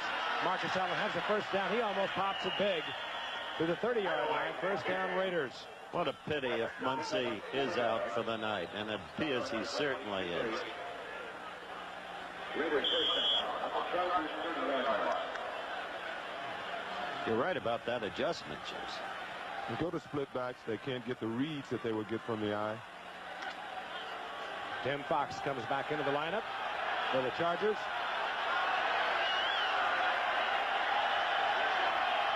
Frank Hawkins in there now as a setback. And Plunkett goes down. That will not be a sack. He will pick up 2. It'll be 2nd down and 8. Keith Ferguson defensively there for the Chargers. And as we look at the Chargers, we've talked about it. I mentioned it earlier. They're giving away over 20 pounds to the offensive 5 of the Raiders. The average of the linebackers in the front 3 for the Chargers, they're light. Ferguson, 241. Ackerman in the middle, 254. Johnson, 255. While the Raiders' offensive line averages out at 265. 2nd and 8. The blitz is on. Lyndon King doesn't get there. Christensen comes down with it. He'll have a first down inside the 20-yard line. And a new Raider record. With that catch, he has a new Raider record. That's 77, 76, 77 receptions, and 77. He's all-time high for a Raider in one season. You don't want to pick on anybody, but Dallas knew he had a lot of talent. 2nd-round draft choice. Then he's with the Giants, and why would the Giants let him go? Well, both of them were looking at Christensen as a running back. He came out with the Raiders, and for 2 years didn't do anything with them. I'm not going to pick on him. Traded Casper down to Houston. Maybe a blow for Dallas today. Could have been premature in giving the Raiders a first down as they bring out the yard markers. I thought Christensen had moved inside the 20. Well, obviously didn't. Tom Flores, in his 5th year, took over from an Oakland legend, John Madden. 79, Flores' first season, 9-7, and 80, 11-5, won the Super Bowl over the Eagles. 81, problems with injuries to Plunkett principally. He was 7-9, and then last year 8-1, losing to the Jets in the playoffs. But in 80, it was this man, Jim Plunkett, who steps into the huddle, the Cinderella story of the year in pro football. The comeback kid, and once again, he's been called on to come back again this year with the injury to young Mark Wilson. Hawkins, look out. Walk to the end zone. You see it so often on short yardage. Everyone burrowing down, closing off. Hawkins broke a off-tackle slant outside, walked into the end zone. Got a great block from Marcus Allen on Danny Walters, and that's what's, so this is what separates the great teams like the Washington Redskins and the Raiders from the rest of the league, that they got the big men up front. They can control that line. They get down close to the end zone. They get it in. But, Juice, don't leave out the Cowboys, please. Oh, I would not leave out the Cowboys. I predicted they'd be the most improved team this year. Bob Goodrich, our producer, tells me that his wire service report to the effect that quarterback Glenn Carano has jumped to the USFL. That doesn't happen often to the Dallas Cowboys. Chris Barr for the conversion. For the Raiders, who trailed much of the first half by 10 points, but now moved out on top. They lead 21-10. Hank Hawkins, University of Nevada, Reno. Raiders around in the early going, and the Raiders started picking up their blitz on defense, and they started picking them apart. Here comes Ernest Jackson. Flag is down as Jackson out over the 20-yard line, close to the 23-yard line. Jackson, the rookie 8th-round draft pick out of Texas A&M with good speed. Again, that flag is down. Quick word, Frank, about Carano. In a way, you can't blame that kid if he did jump, because he had no place to go. Hogaboom is the guy behind Danny White. Yep. Don't you agree? Oh, I think there's no question Hogaboom is the guy behind White. He's going to be behind White for a long time, I think. Personal foul, illegal block below the waist, number 21, receiving team. First down. San Diego again, deep in their own territory. We're in the 3rd quarter with 10:45 remaining. The Raiders lock up the AFC West. And then their concern will be keeping that winning edge, looking for home field advantage throughout the playoffs. Miami and Pittsburgh have the same designs. This is James Brooks. Breaks behind the screen block and out over the 10-yard line for a gain of about 4. Up into there by Otis McKinney. At the same time, you can never tell about backup quarterbacks. Remember your experience at Buffalo with Gary Morangi, Juice? Oh, I recall Gary used to come off the bench, throw touchdown passes. Other teams in the league were offering high draft choice #1s for him. He came into the league. He had to start for us when Ferguson got hurt, and he just really couldn't get the job done. But he was out of the league in another year. 2nd down and 6. Brooks. James Brooks. Line of scrimmage, and that's all. It's going to be 3rd down and 6. Rod Martin there first. Now, Frank, is it my imagination, or has the Chargers gotten pretty conservative, it seems? Ever since 2 minutes ago in the half, they're throwing swing passes and they're running the ball. In the beginning of the game, we were commenting on how Fouts was hitting all his receivers. He was throwing the ball downfield. And do you think maybe his shoulder is bothering him? Or? No, I don't understand why they're not throwing the ball downfield. They lost that spark they came out with, for sure. They lost it on defense, and they have not been able to muster a big breaking play, and they are a big breaking offensive team. Fouts. Ball is loose, and the Raiders have it. That's what's happening. Big Howie Long. Muscle. Big Howie Long. And Dave Stalls falls on it. This is a muscle. Fouts is down. The story of Dave Stalls is an indication of how the Raiders work. Stalls is a pretty good player. He had been with Dallas, went to Tampa Bay, jumped to the other league where he goes next year. So Tampa Bay understandably cut him, as you're looking at an end zone replay. Raiders, who want to win here and now, picked him up, and they know it's just for this season. Oh, Big Howie Long got him right on the shoulder and sort of shoved the shoulder into the turf as he took him down. And so Fouts be all right. That's the 11th sack of the season for Howie Long. And Fouts was slow getting up and looked to be in pain. As Dave Stalls, who made the recovery. First down, goal to go, the Raiders. 2-yard line. Hawkins short of the goal line. That'll bring up second down.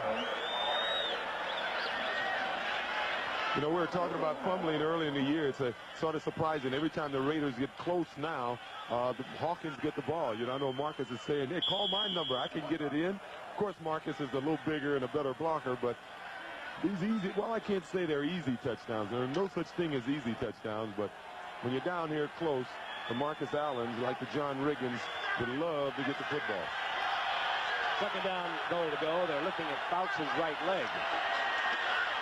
Hawkins, touchdown Raiders. So the sack by Howie Long, the recovery by Dave Stalls. Frank Hawkins takes it in on second goal to go, and the Raiders end their lead. Frank Hawkins, an interesting player, 10th round draft pick after a tremendous effort at the University of Nevada in Reno over 4 years. He gained over 5,000 yards rushing.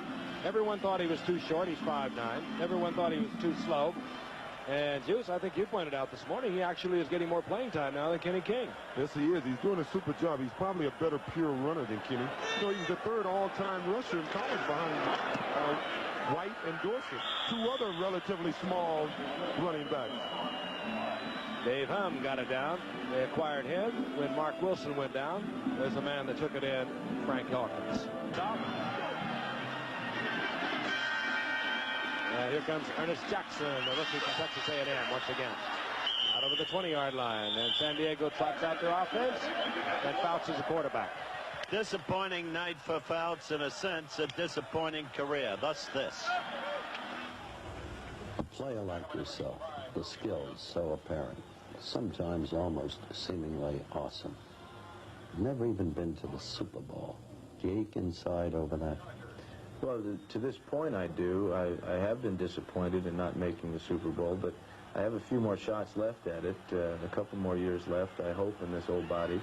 And if at that point, when I retire, I haven't made it to the Super Bowl, I'll be able to give you a more definitive answer. Dan Fouts picked off Rod Martin.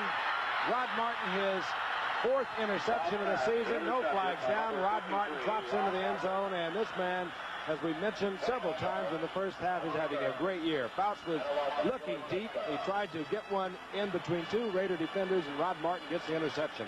Well, we've talked about Rod a lot this year. He's probably the most underrated linebacker in the league. He's been the Raiders' most valuable player on defense the last couple of years. Fouts wanted to go deep. He had Brooks trailing underneath. He was conscious of Howie Long there, and I think he threw a pass if he had a little more time, he would have thought better about. Actually, it was Winslow. He was checking off to Winslow. He's tall, 6'6". He didn't get it up high enough where Winslow could even battle for it. Chris Barr onto the conversion once again. And the Raiders have moved to a 35, 8:33 remaining in the third quarter. Boy, did they bust it open in a hurry. Juice, why don't you explain from your study of the Raiders how this team has fresh players at the end of the year? You mentioned Hawkins and Kenny King being used more sparingly. What does that produce for this team as an example? Well, it produces a lot of confidence amongst the players when you got an owner that'll go out and get a guy like Stalls. And if you look at his linemen, he has Jordan and Marsh and most part on the bench. He can bring them in at any time. We'll talk about it a little more after this commercial. Barr has been hitting all night with his kickoffs, trying to keep it away. Very wisely so from James Brooks, and he does it once again. Here comes Jackson, and he's to the 35-yard line. Upended there by Calvin Mohammed. And so the Chargers, their offensive unit, has had 3 possessions, and the Raiders have taken it in twice. Raiders have scored, believe it or not, Giff, 35 points in 8 minutes and 17 seconds of playing time. And the league may be getting a new look at this new Oakland Raider defense with the acquisition of Mike Haynes on one side and Lester Hayes on the other side. Maybe one of the reasons they're not throwing downfield. It is Los Angeles, though. Oh, Los Angeles. We all do it. Fouts. Just as Barrett was tough to strike. Season. And he gets it back into Charger territory at the 48-yard line. Well,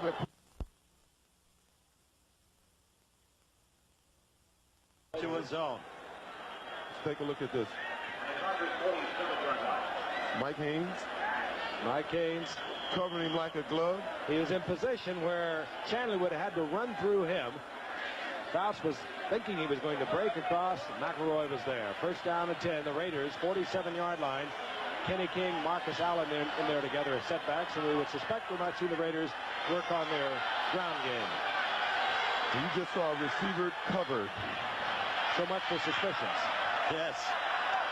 Marcus Allen stepping out of bounds after a pickup of 7 yards near the 40-yard line of the Chargers. What are they doing? Saving There he the clock? is. Talk about Marcus Allen. Yeah, I told you the story about his first training camp. He had a big fight with Marcus in camp on the football field, and he thought his career was over. Here he is fighting, having a big punch out with the Heisman Trophy winner.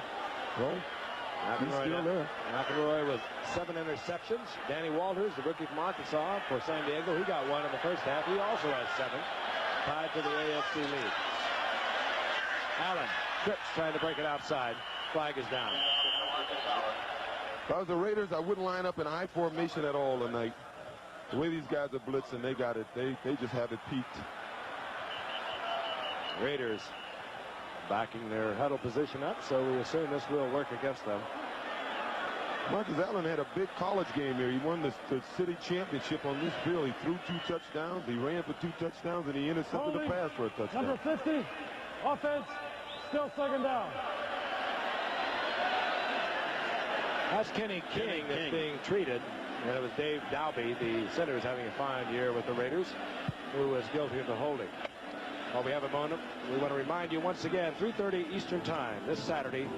That he wasn't worried about Shelby Jordan getting ready to play right away. He wouldn't hand the ball to Marcus Allen. Marcus complained earlier in the year about not getting the ball enough.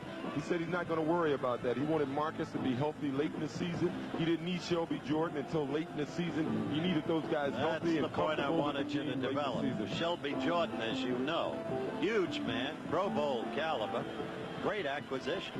Hey, you look at their offensive line, their defensive line, you talk about depth. You see Kurt Marsh, Shelby Jordan, and Don Mospar, 3 players who could start for just about any team in football. The last one, the first-round draft choice. He didn't know that he needed surgery at the time. Yeah, they're working long and hard over Kenny King, Let's hope he's going to be all right. former Houston Oiler, and it's not good when they stay down that long. Well, we mentioned that Hawkins was playing a little more than Kenny, and Kenny may have come into the game a little cold and try a little hard, a little harder to get his job back. Well, we'll hope he's all right, and we'll be back in a moment. Go on, but there's a great camaraderie even between opponents, even with the Raiders against teams they play against. Speaking of a pair of tough ones. 2 veterans who go on and on. Yes, he is. He's up here. They genuinely are hurt when they see even an opponent who is injured. And they are going to bring out a stretcher for Kenny King. We'll get a full report as quickly as we can. Just hate to this. And while we wait for Kenny King to be taken from the field, talked about NCAA college football here Saturday. He's been He a was great ball drafted by the player. Oilers, and they, of course, with Earl Campbell only used him 3 times as a rookie. He came in to the Raiders. They went right to work with him, and he had over 700 yards rushing with him. Let's take a look at it again. We don't know whether we can pick it up for you or not. He's 33, the up back in the I formation. We'll take a look and see if perhaps we can pick up what happened. He moves into a blocking position. Marcus tried to break it back outside. Not there. It could be right here. Yeah, he looked like he may have gotten his neck. a Head little- right into the chest of Billy Ray Smith, I believe. He's gone. Yeah, right there. He's got his head look like he got a jam, the neck jam. Now he wears That's the neck what it brace looks like. because he's had some shoulder problem, pitch nerve in his neck problem, and it looked as if he may have gotten his neck jammed on that. Well, again, we will not speculate till we get the full word. Sometimes you can get hit on the top of the head, and it makes everything tingle, everything go numb, and you just hope that it doesn't have a lasting effect. But there is a quiet that is spread throughout this entire stadium. And a very concerned Tom Flores.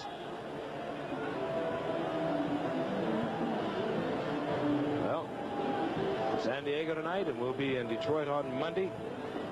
The Lions and the Minnesota Vikings. The orthopedic surgeon who works for the Raiders in that capacity is a truly exceptional doctor in his field. One of the very best in the country. Look at it again. Kenny King, the up back, steps in and he runs into, it wasn't Billy Ray Smith, it was Mike Green, number 58. And he catches him just head on with his helmet right on the shoulder. That obviously jammed his neck because he immediately went right to the ground. And of course, Marcus Allen being dropped for a loss on the play. Yeah, there's an old thing about football for all the kids out there. You never block with your head down. Never put that helmet in there. It's the shoulder game. Put your hands up or you put that face mask in there, but never duck your head. And the Charger fans, many of them on their feet, applauding as Kenny King leaves the field. Again, we will get a report on his condition just as quickly as we can.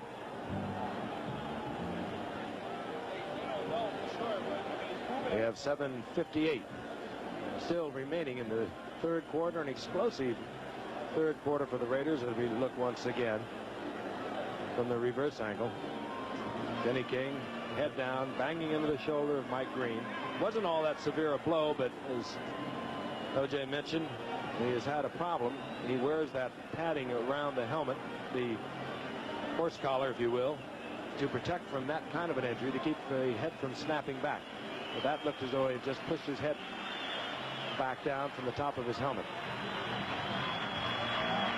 Again, 7:58 remaining in the third quarter. An explosive third quarter for the Los Angeles Raiders. They lead 35-10 in a game in which could earn them the AFC Western Division Championship.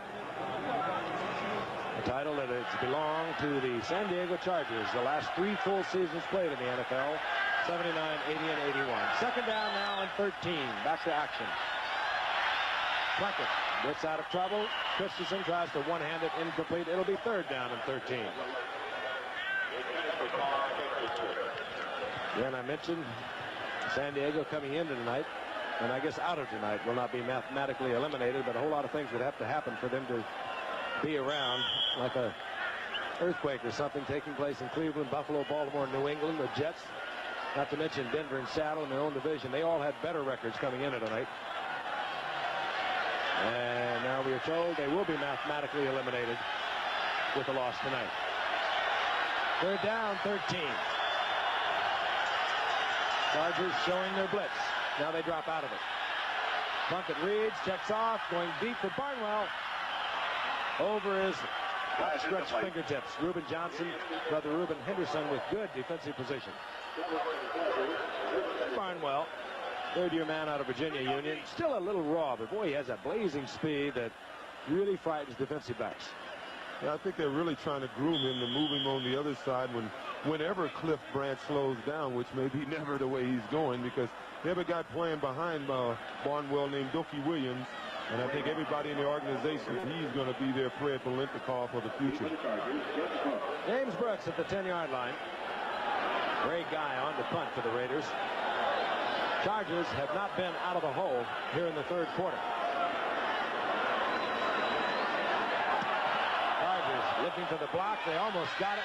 The Ray guy gets off another pick that carries out of bounds, and it should be inside the 20. Well, now they've marked it right at the 19-yard line. Chargers first down and 10. 31-yard effort by Ray Guy.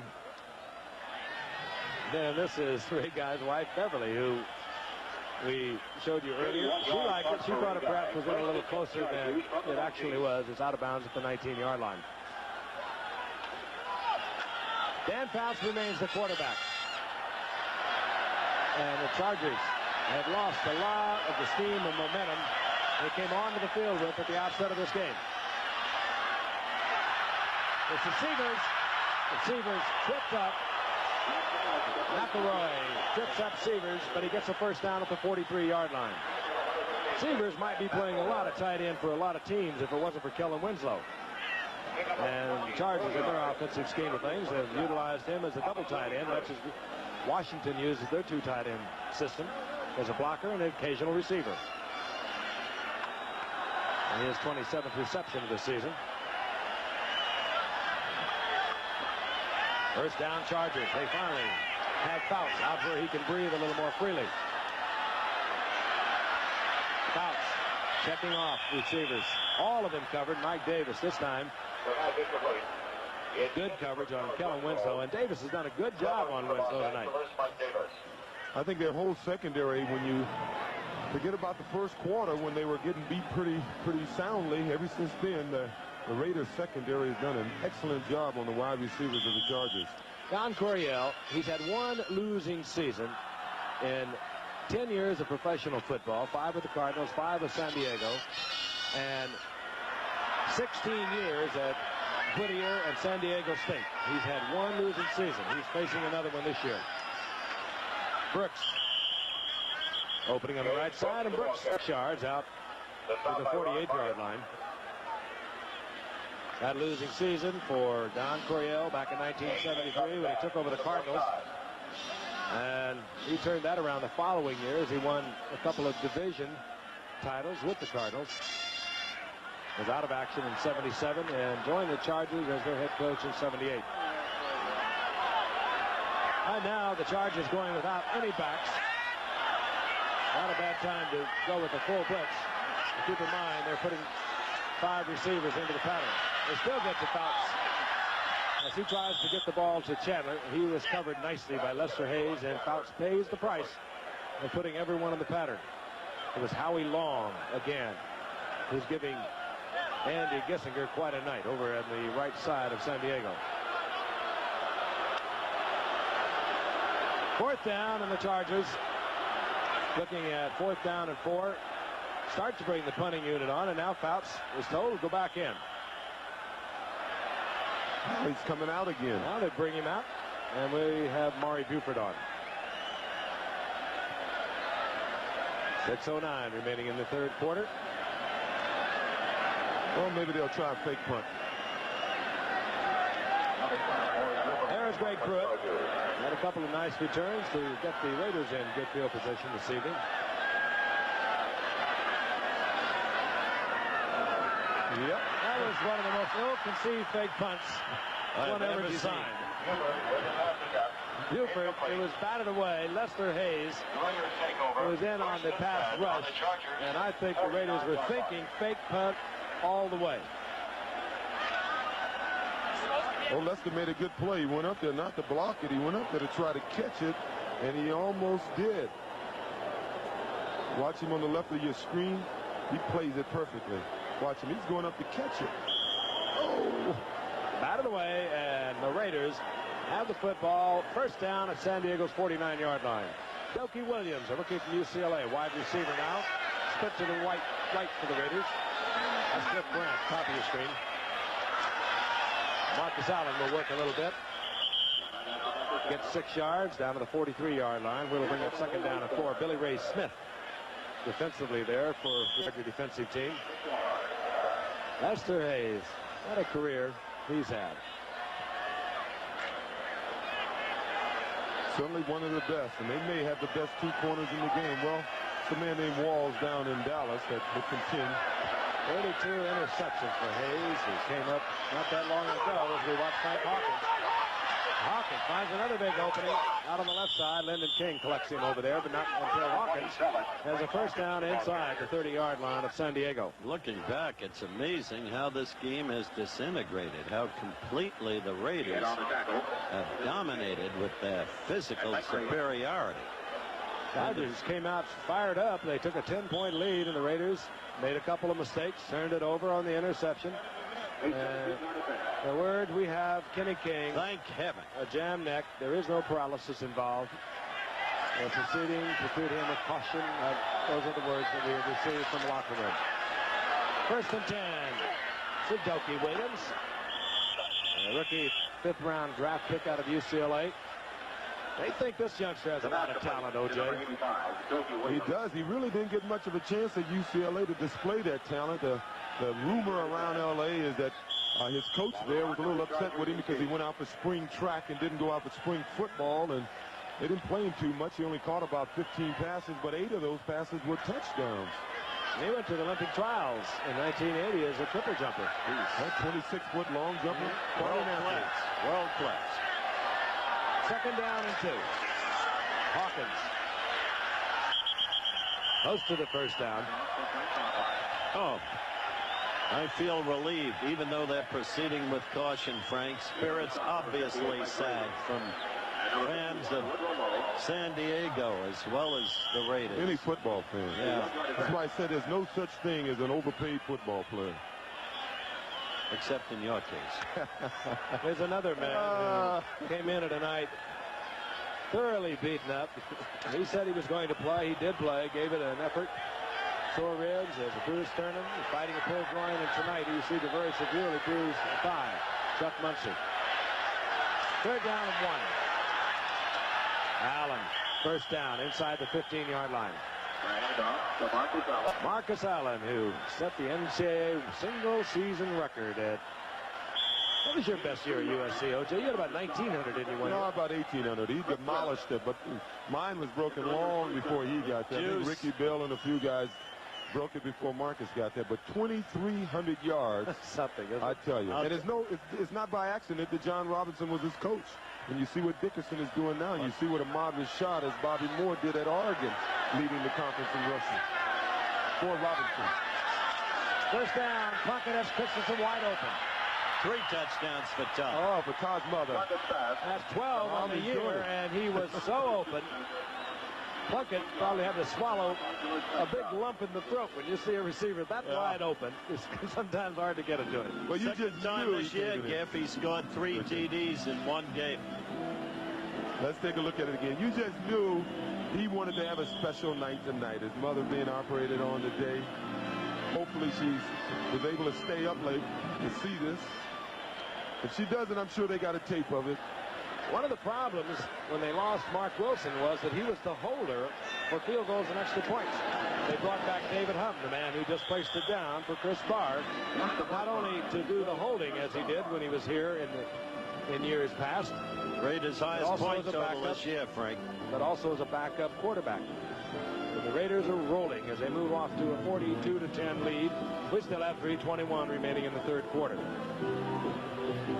I'd like to remind you this telecast is presented by authority of the National Football League. It's intended for the private use of our audience. Any rebroadcast or other use of the telecast without the express written consent of the National Football League is prohibited. San Diego has turned it over 4 times. The Raiders have turned it over twice. Yards passing, the Raiders 177, San Diego 150, as Dan Fouts has found the sledding a little tough tonight. The Raiders thrown off a little bit at the beginning of the game, although this man wasn't throughout the night. I think he's still trying to convey a message to his mother. It appears so. Yes, he sure is. He's serious about it, too. And once the Raiders start picking up the blitzing defense of the Chargers,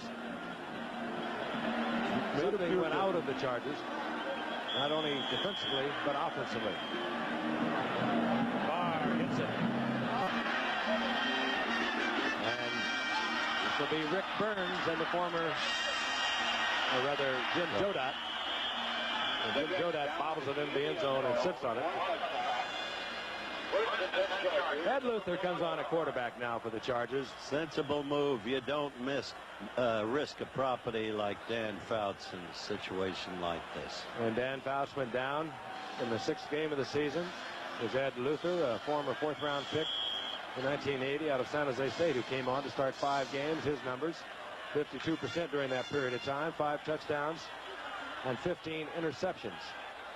Prior to that time, in 3 years with the Chargers, he'd only had 22 attempts. So he basically was a rookie when he took over from Dan Fouts earlier in the year. Joyner will have a first down at the 45-yard line. And that was a beautifully thrown pass. He really did a good job there. I marvel at Charlie Joyner. He never quits, no matter what the score. He runs his routes. Yeah, no, he's closing in on 600 receptions, this man, now in his 15th season. And the way he's going, I'm sure he's going to end his career with the record. Doesn't look like he's slowing down at all. Got a little penalty there. I recall a few years. Foul, blow to the head, 37, defense, first down. Lester Hayes, he gets one every game, it seems. I recall a few years ago when Bill Washburn first came to the 49ers, he tried to make a trade for Charlie Joyner. They were good friends. Charlie felt his injury, at a knee injury, was too severe and that he wouldn't be able to be effective for the 49ers. And Luther, and he'll go down. Pressure again, Howie Long. 3 sacks tonight for Howie Long. And Luther Bill Pickel will get perhaps an assist on that. A pair of rookies. Luther's hand is hurt, trying to shake it off. You saw a graphic a moment ago that shows you what Charlie Joyner has been in this league. The 4th all-time receiver. And when you talk about Charlie Joyner to Dan Fouts, his face lights up. And you can see how Dan Fouts feels about Joyner. 59 receptions on the year for the 15-year veteran.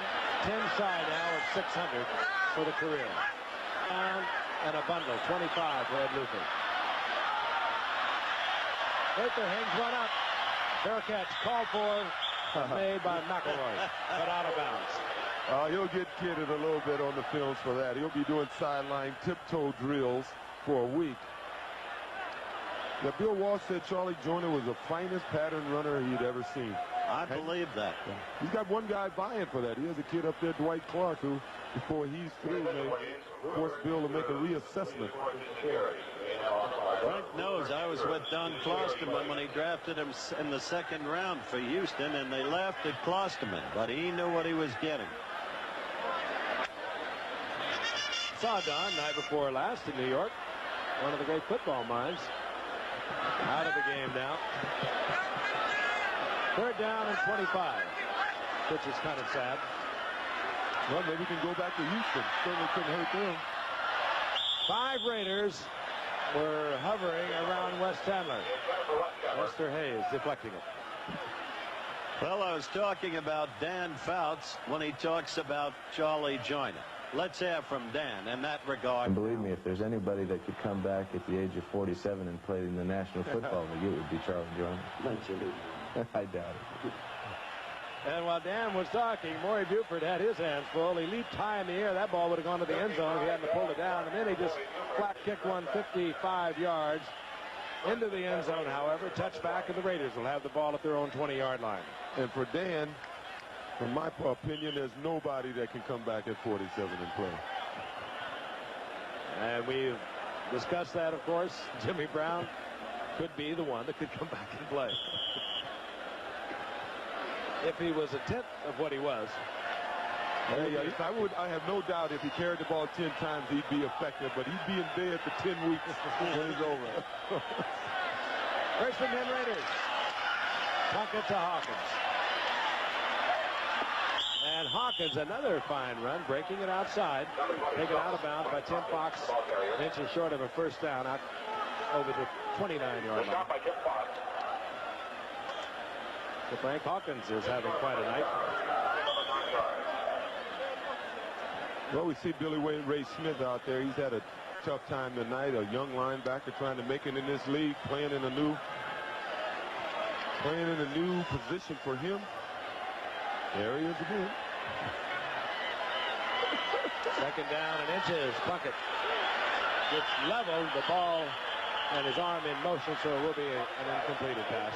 We're talking about Billy Ray Smith. You know, it's a little unfortunate for a guy like him. He's a great football player. He could have easily gone to a team with a solid defense. You know, Lawrence Taylor, not to take anything away from his abilities, but he went to a defensive team that was a solid defensive team. They were a solid linebacker core, and it made it a lot easier on him as a rookie to be able to come into that type of defense. Well, Billy Ray having a tough time right now, but a lot of it has to do with the defense he's playing with.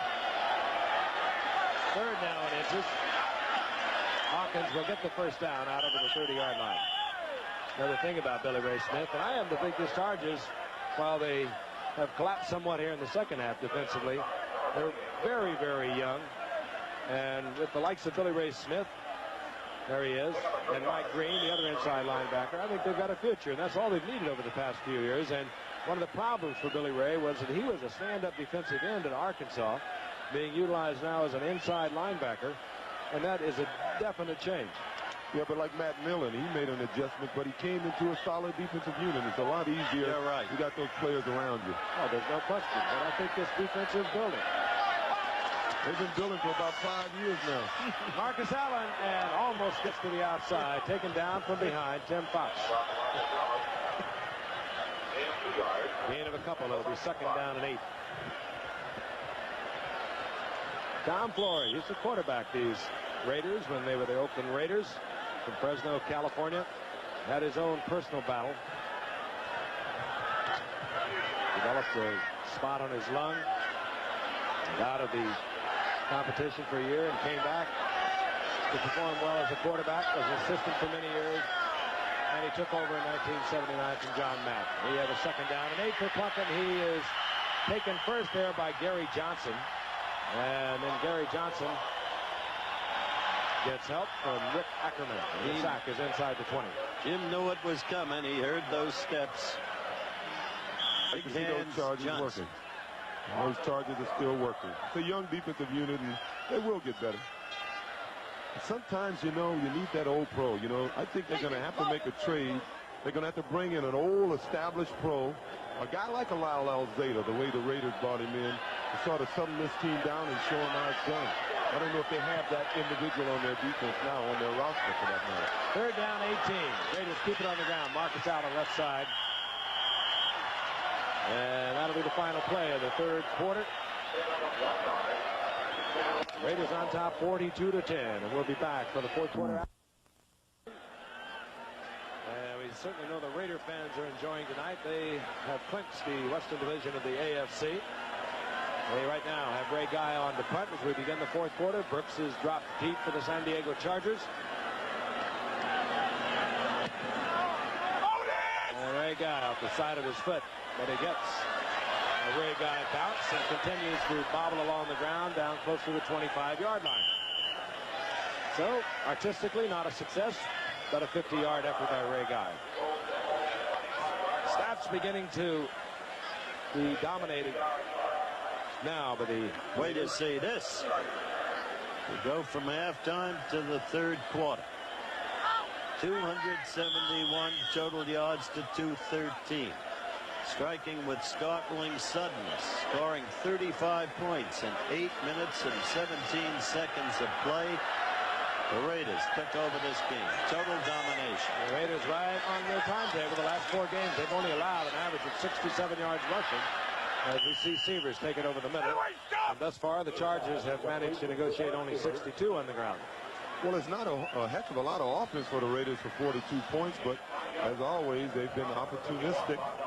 They strike for the long bomb. There's a man who's looking at only his second losing season in 26 years as a head coach. They don't grind it out. There was a gain of 6. It'll be second down and 4. Ball at the 31-yard line. Severs in motion, and here comes Ed Luther.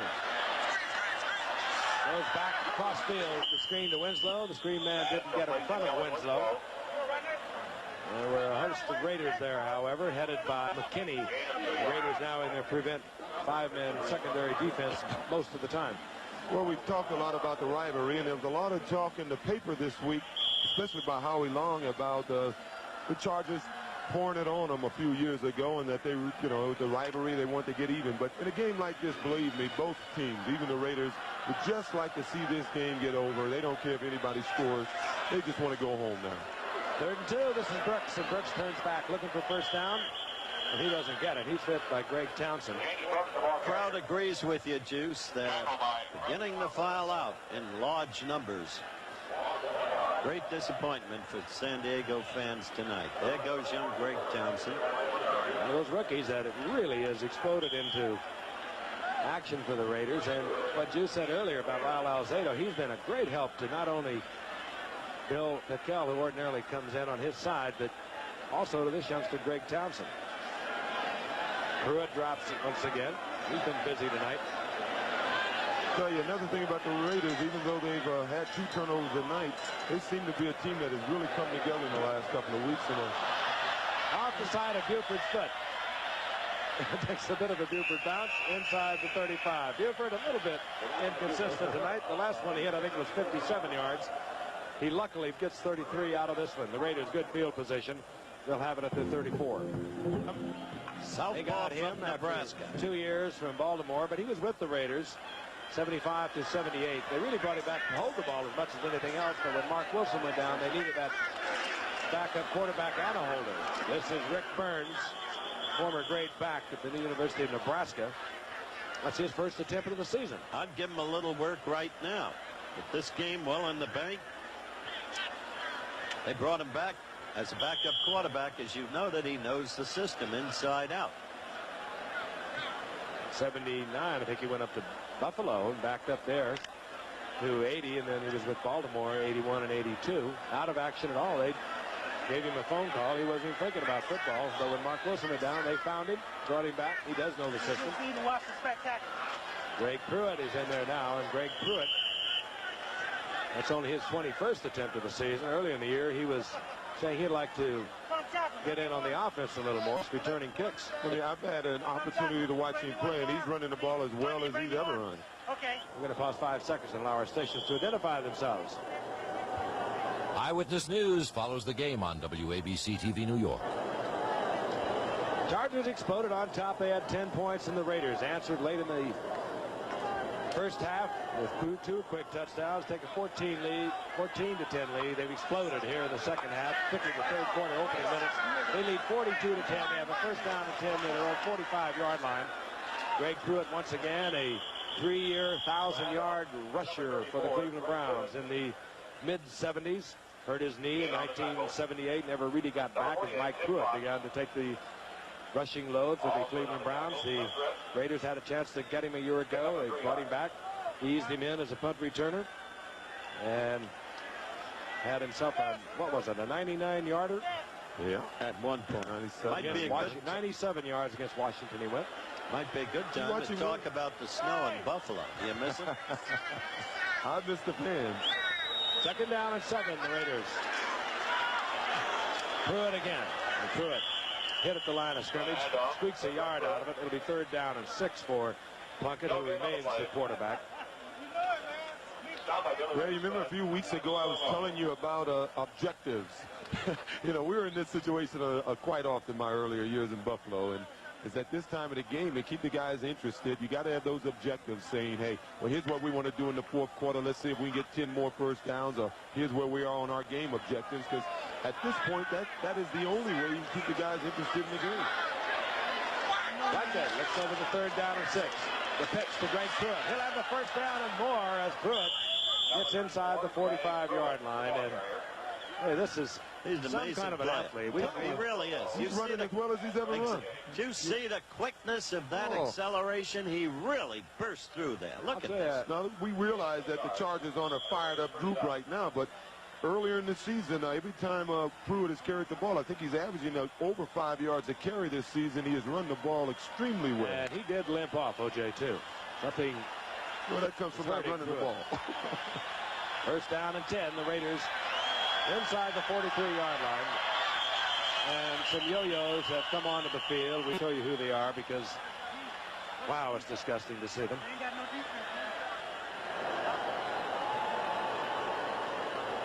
4 years in the Pro Bowl for Greg Pruitt. You saw that. I had the opportunity to play with him in a few of them. 1,000-yard seasons for Cleveland, 75, 76, and 77. Then came the knee injury. January 29th. I'll be there, Howard. Yep, you will be. ABC will be carrying, as always, the Pro Bowl. A few of these Charger offensive players will be there. You'll see a lot of the Raiders there, I'll tell you that. 9:55 remaining. Cliff Branch.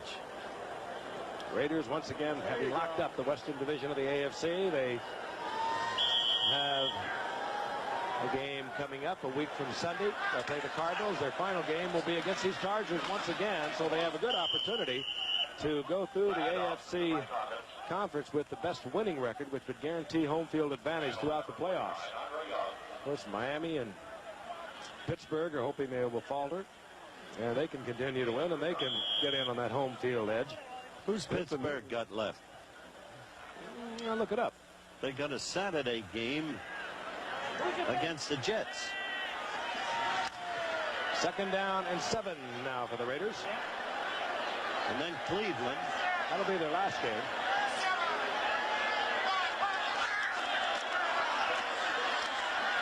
Rick Burns, great Nebraska star. You know, this Raiders is an unusual team when you consider that they could win 13 games this year. And, you know, everyone put a lot of heat into this giveaway, takeaway. And it is a valid point. You know, most of the winning teams are the fumbles and receptions they get opposed to the ones they give away. And the Raiders are the only first-place team in football with a minus giveaway, takeaway. They're minus 11. For instance, the Washington Redskins, they're plus 35. Dallas is plus 14. Miami is plus 16. Burns again. Burns, of course, put in a couple of years with John McKay down in Tampa Bay. The Raiders picked him up as a free agent last year. He has not seen that much action. Okay. 4th down and 4. 4th down and 4. And we understand now that they have tried Kenny King's wife to inform her that he appears to be okay. The medical staff of the Raiders have contacted us. He appears to be fine. He is moving his arms, his legs, and they would like to get in touch with her to let her know that he's okay. So if she is listening, you can relax, dear. Kenny's okay, and what a relief. We shared your concern. Here's Ray Guy on now with the punting unit. And, of course, Raiders letting the time run down past the 30 seconds. Get a 5-yard penalty out of that one, and this time San Diego will take it. Raiders couldn't care less. David Humm, who hasn't played all that much in recent years. It's a good time to use him, Jeff. He didn't play all that much when he was with the Raiders. 6 years, 130 attempts, 59 completions. Ray Guy.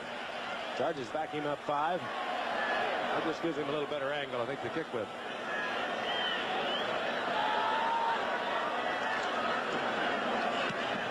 Looking for the right sideline. Ooh, and he has caught it. Ooh.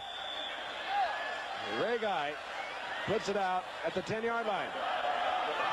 Good effort by Ray Guy. We have 7:42 remaining in the game. 32 yards officially Guy will be credited with. We'll be back. One of the dominant teams for the past couple of decades. Curtis Jackson now in, the rookie from Texas A&M. He's a setback. Is that Luther fires to Kellen Winslow. Kellen Winslow up to the 19-yard line. Winslow coming in tonight. 65 receptions, 5 touchdowns. Fourth in the AFC. Let me ask you something. You're of relatively recent vintage, despite the obviously advancing years. What does it do to a great player like Winslow to be in a situation like this here and now? Let's forget about talking objectives. All he can do is the best he can. You know, he's still playing all-pro caliber ball, and all he can do is play the best football he's capable of playing. And hopefully the problem he can't solve it is the problem upstairs have to solve. It's a defensive problem. They've had the same problem for a few years. They brought in a new coach, Coach Bass, to solve that problem. I don't know if the young players can solve it. I think they have a lot of talent with their young players, but I'm in belief that they have to get an old pro in there to sort of show those kids which way to do it. One man won't do it. Mark's little brother. Winslow needs 9 yards more to go to 1,000 yards for a 3rd season in just a 5-year career. The 3rd season of 1,000 yards. Flag is down as the first down was picked up by Jackson. Other than that one pass to Joyner, it doesn't seem as if the Chargers have completed a pass over 10 yards since the first quarter. Penalty assessed against San Diego. So they negate the first down. Number 89, offense, still 3rd down. Wes Chandler moving a little quickly. Has to be agony for Don Coryell, too. He's used to winning. Earlier, Frank recited only one losing season. Name all of the Heisman Trophy winners who have been selected to the Pro Football Hall of Fame. I know one that'll go in one more year. I've been accusing Roger Staubach over the last 2 years that he retired when he did so that I wouldn't be the first. I know the answer. The first will be Roger Staubach, and yours truly, I hope, will be. What? Did he have one more year, Zeus? One more year, so does Roger. He certainly deserved to be there, too. That was Charlie Joyner getting the first down. Nice. Well, that's interesting. Now, Meredith had a crack about that 14 years ago in Houston in an then Oakland game. Wes Chandler. That boy can run. Oh, got a tremendous block. And Charlie Joyner coming back and really hammering Ted Watts that gave Wes Chandler an additional 20 yards. Now that is a professional's professional, Charlie Joyner. Let's keep an eye on us. Joyner on the top. That's Chandler on the bottom. See, Chandler's running a cross pattern. Everybody's running deep to open it up for him. Raiders playing a zone, but this is what he does probably as well, if not better, than any other receiver in the league. Run with the ball after he catches it. And you saw a flash of Joyner. That's his point. He came back and knocked off Ted Watts. First down, Chargers near midfield. Receivers in motion. Jackson the setback. Flag is down. Should be a holding call, and Joyner is upended as he goes high in the air. It may have been an illegal block. I didn't see any backs in the Charger backfield, but somebody really low bridged Paquel. See now, Juice, Joyner is doing exactly what you said Winslow had to do, and Kellen does it too. You just keep playing the best you can, no change, ignore the score, just be the professional. Here's a call from Dick Jorgensen. Unsportsmanlike conduct, chop block, Yep. 75, offense, still first down. Gissinger having his tough night tonight. Howie Long. Then every now and then they bring in Greg Townsend. You did say Gissinger, not Kissinger. Gissinger. 6:08 remaining. Down remains the same. First down at 25. Luther looks for a little bit of it. In and out of the hands of Chandler. That won't happen often. Yeah, I think he was thinking about running before he caught it. At this point, we could use a little negotiation by Henry. Ed Luther thrown into the breach when Dan Fouts suffered multiple injuries. Finally climaxed by one up in New England when he was sacked, and they had feared that it was a torn rotator cuff tendon, which it turned out not to be, only strained. But Luther was in there for 5 games as we look at Lyle Alzado out of action tonight with a sore ankle. If it was a playoff game, I bet either played. Yep, I agree with you. He's about 80%. Jackson, and he is spilled as he gets out over the 40-yard line. It's one of the reasons you didn't see much of Ted Hendricks tonight. He started to keep the streak going. Probably would have played and continued to play if they needed him, but obviously they didn't need his services tonight. So, like Al Davis's plan was, they got enough depth that they can take care of some of the guys who are bumped, beat up a little bit, and get them ready for the playoffs. A lot of new folks in there for both teams. We have Darrell Byrd. He's another rookie for the Raiders. Comes in at linebacker, replacing Bob Nelson. The mad Hendricks getting himself a breather. Hello, big guy. Remarkable. 212 consecutive games, dating all the way back to '69. He's never missed one. Third and long for Luther. He needs to pick up 15 for a first, and he'll get about half of it. To the 47-yard line, where it'll be fourth down. Squirick was there to make sure for the Raiders. So at this point in the season, we apparently have 4 outstanding teams, judging by what's happened thus far. Washington and Dallas and the Raiders and the Dolphins. Pittsburgh suddenly grown questionable because of the 2 recent defeats at the hands of the Vikes and the Lions. But 2 of those teams are more finesse than muscle. Muscle teams, the Redskins and the Raiders. Cowboys and the Dolphins, finesse teams. Do you agree, Juice? I agree. It's interesting that the Raiders have beaten both the Cowboys and Miami this year, even though they lost a game that they had well in hand late in the game against the Redskins. So Theismann wouldn't hear of it. San Diego, of course, defeated Dallas. Isn't that interesting? First down, Raiders inside their own 10. O.J. Simpson keeping you late into the night as the Raiders have locked up the AFC West. They have the football back. And we have a new quarterback, David Humm.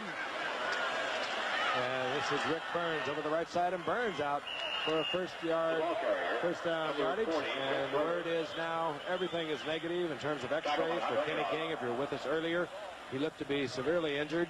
They took him off on a stretcher, jammed neck, but each report that we get seems to be better and better. Thank heavens for that. Inevitably, you see a situation like that, you think of that very great player, Darryl Stingley, and the wonderful fight he's made. And I'll never forget the greatness of John Madden and the way he cared, and still does, about Darryl Stingley.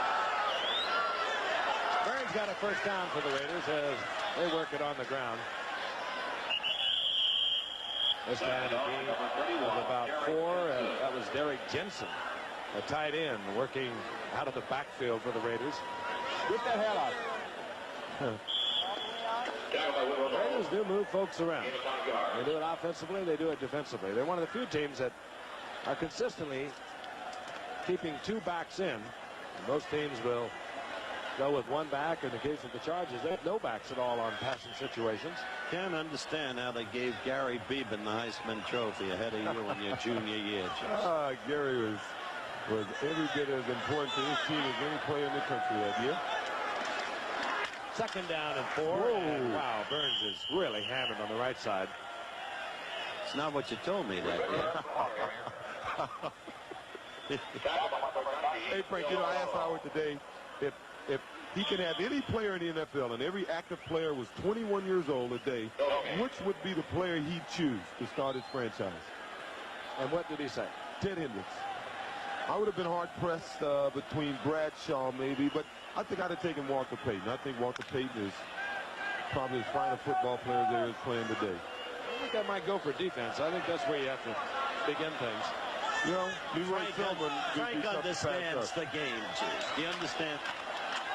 35, Rick Burns. Flag is down. Fox moves up to make the stop. Meanwhile, who would be your player, Frank? I'm thinking about it. I might start with Dick Butkus. I'm active today. If I had a choice, I'd go with Dick, too. Moving back to 21. No, you said at 21. Any active player in the game today. I think with Peyton, you don't need great receivers. You don't need a great offensive line. What I saw Monday night, it might be Marino. Oh, he put on a show. Certainly did. Holding, number 64, offense, decline. 4th down. You know what Shuley Jordan is in the lineup for the Raiders. You know what Shula told me after the game up with Joe Robbie? We were together until a wee small hours talking about it. He said that he honestly believes he had always thought Joe Namath had the quickest release he had ever seen. But he thinks Marino's is even quicker. He said Joe brought it up at head level or sometimes even over the head. He said Dan brings it from here, as I point to an area below the shoulder.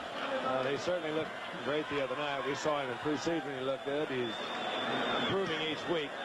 Only time will say whether he'll qualify for that kind of combination.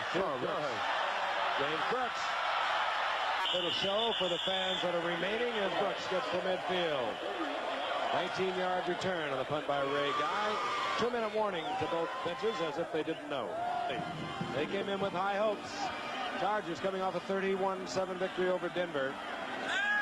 And the one game that Ed Luther was able to win in a 5-start span of time. This time in and out of the hands of Houlihan. Well, they fell apart. They had a 10-0 lead, and the Raiders exploded for 14. The end of the second quarter, they came back 21 points before you could blink an eye in the third quarter, and it was out of reach. And so was a winning season and the possibility of an 8-8 season for these Chargers. Timmy Fox, who gave it his all. He's embarrassed, though. Look at him. What a competitor he is. Second down, Luther. Gets away from one defender, gets the ball to Jackson. Jackson steps out of bounds, gets first down yardage inside the 40. Squirey taking him out of bounds there. Well, it's statistic time for those defensive linemen. You know, they get paid by sacks. When That they was get Greg pointed on Townsend sacks, who almost had another one. It may have cost him about $5,000. 1:43 remaining. Again, a reminder, Monday night we'll be in Detroit. Detroit and Minnesota get it on as only they can in that Central Division of the NFC. That might turn out to be 50-10. I don't think it'll be that. Jackson again. And the Texas A&M rookie. Looks pretty good. He does look good. I'll tell you, he had Scampers. he went as an 8th round pick. He hurt his knee as a senior, and the Chargers took a chance on him, but he had, as a junior, a great game against TCU. 219 yards rushing. And as I mentioned, he hurt his knee as a senior, so I think people were a little reluctant to go with him. He has terrific speed. He's 5'10", 208-pounder. A little raw, as they told me he was today. Still a lot to learn. This is the time to learn. Luther. And Luther fires the ball. It's complete. Bobby Duckworth has the first down near the 12-yard line. Chargers trying to make it look a little better in tomorrow's sense. Well, Luther 42-10. Luther just trying to do the best job he knows how. On the Raiders, 12. Duckworth, who is averaging about 20-something yards a catch, isn't he? Yeah, he really is. He's 22-6, as a matter of fact, coming into the good-looking young player. Another of their good-looking young players. He only had 13 receptions into tonight, but 4 touchdowns. Well, they're going to have to give up some of this offensive talent to get some defensive help. That's apparent. Oh, Townsend. The ball is loose.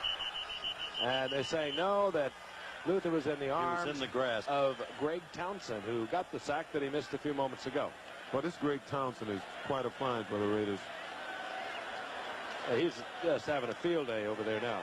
Grew up in the California area, junior college. Not where he went to college. That was Gissinger once again, who Townsend is beating on the outside almost every play. Earlier, Howie Long was having the same success. Well, Charger fan to the end. Jackson inside the 20. Someone is calling timeout. If you believe San Diego is taking timeout, they have 2 remaining. They'd like to get some points on the scoreboard. That's one of the tiebreakers, you know. Had lost his job. And then, of course, Mark Wilson was injured 4 games ago. Plunkett is back, making another comeback. He could make it a double Cinderella story. He did it in 80, leading the Raiders to the Super Bowl. 3rd down, Ed Luther looking into the end zone, tried to get it to Joyner. Almost picked off in there. 23 seconds now remain. Well, now here's the problem with calling timeout. The way it looks like McElroy is going to get up. He's a little, seem to be shaken up a little bit. There's a sign on the scoreboard that has to be very difficult for Don Coryell. The Don Coryell show following this game. Not only the sign, doing the show. Hopefully he what I has mean. a tape. I'm sure it's a tape show. He probably did it yesterday or earlier today or How something. could it be a tape show? Well, he's going to run from me. Oh, maybe a radio show, I guess. But a coach can't run from the field and go do a TV show. McElroy appears to be all right. He's running off the field. I think he's going to sit as assistant coach. Ernie Zampese. Christensen 1-9, 3 touchdown catches, breaking a Raider record for receptions. That fella right there, Tom Flores. Everybody says, talks about Davis and how he puts the team. That is one of the most underrated men in football, right there. I think if there's anyone more underrated than him, it's Chuck Noll. I don't think Chuck's underrated. He's never won Coach of the Year. He has 4 Super Bowl championships. That's ridiculous. Shot into the end zone, incomplete, and the Raiders will have the ball back, and they have the game now. And it will become official shortly. They've had it for midway in the 3rd quarter. But their job will be to go on and win. They play the Cardinals a week from Sunday. They play them at home. And they'll have the Chargers once again at home December the 18th. Last year they were 8-1, were the Raiders, and they lost to the Jets in the playoff. 81 injuries, a lot of personal problems on the team. And it was A 7-9 season for them.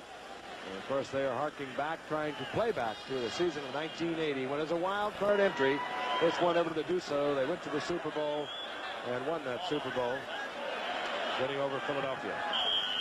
I understand the Don Coryell show is a live locker room show. Well, it won't From be a too dead lively. locker room. It may be live, but it will not be too lively. He's quite a man, though. Like he'll I be said, back. he's now looking at only the second season in which he has not produced a winner in 26 years as a head coach. And Tom Flores has got to feel awfully good about the Raiders. Final word in a moment.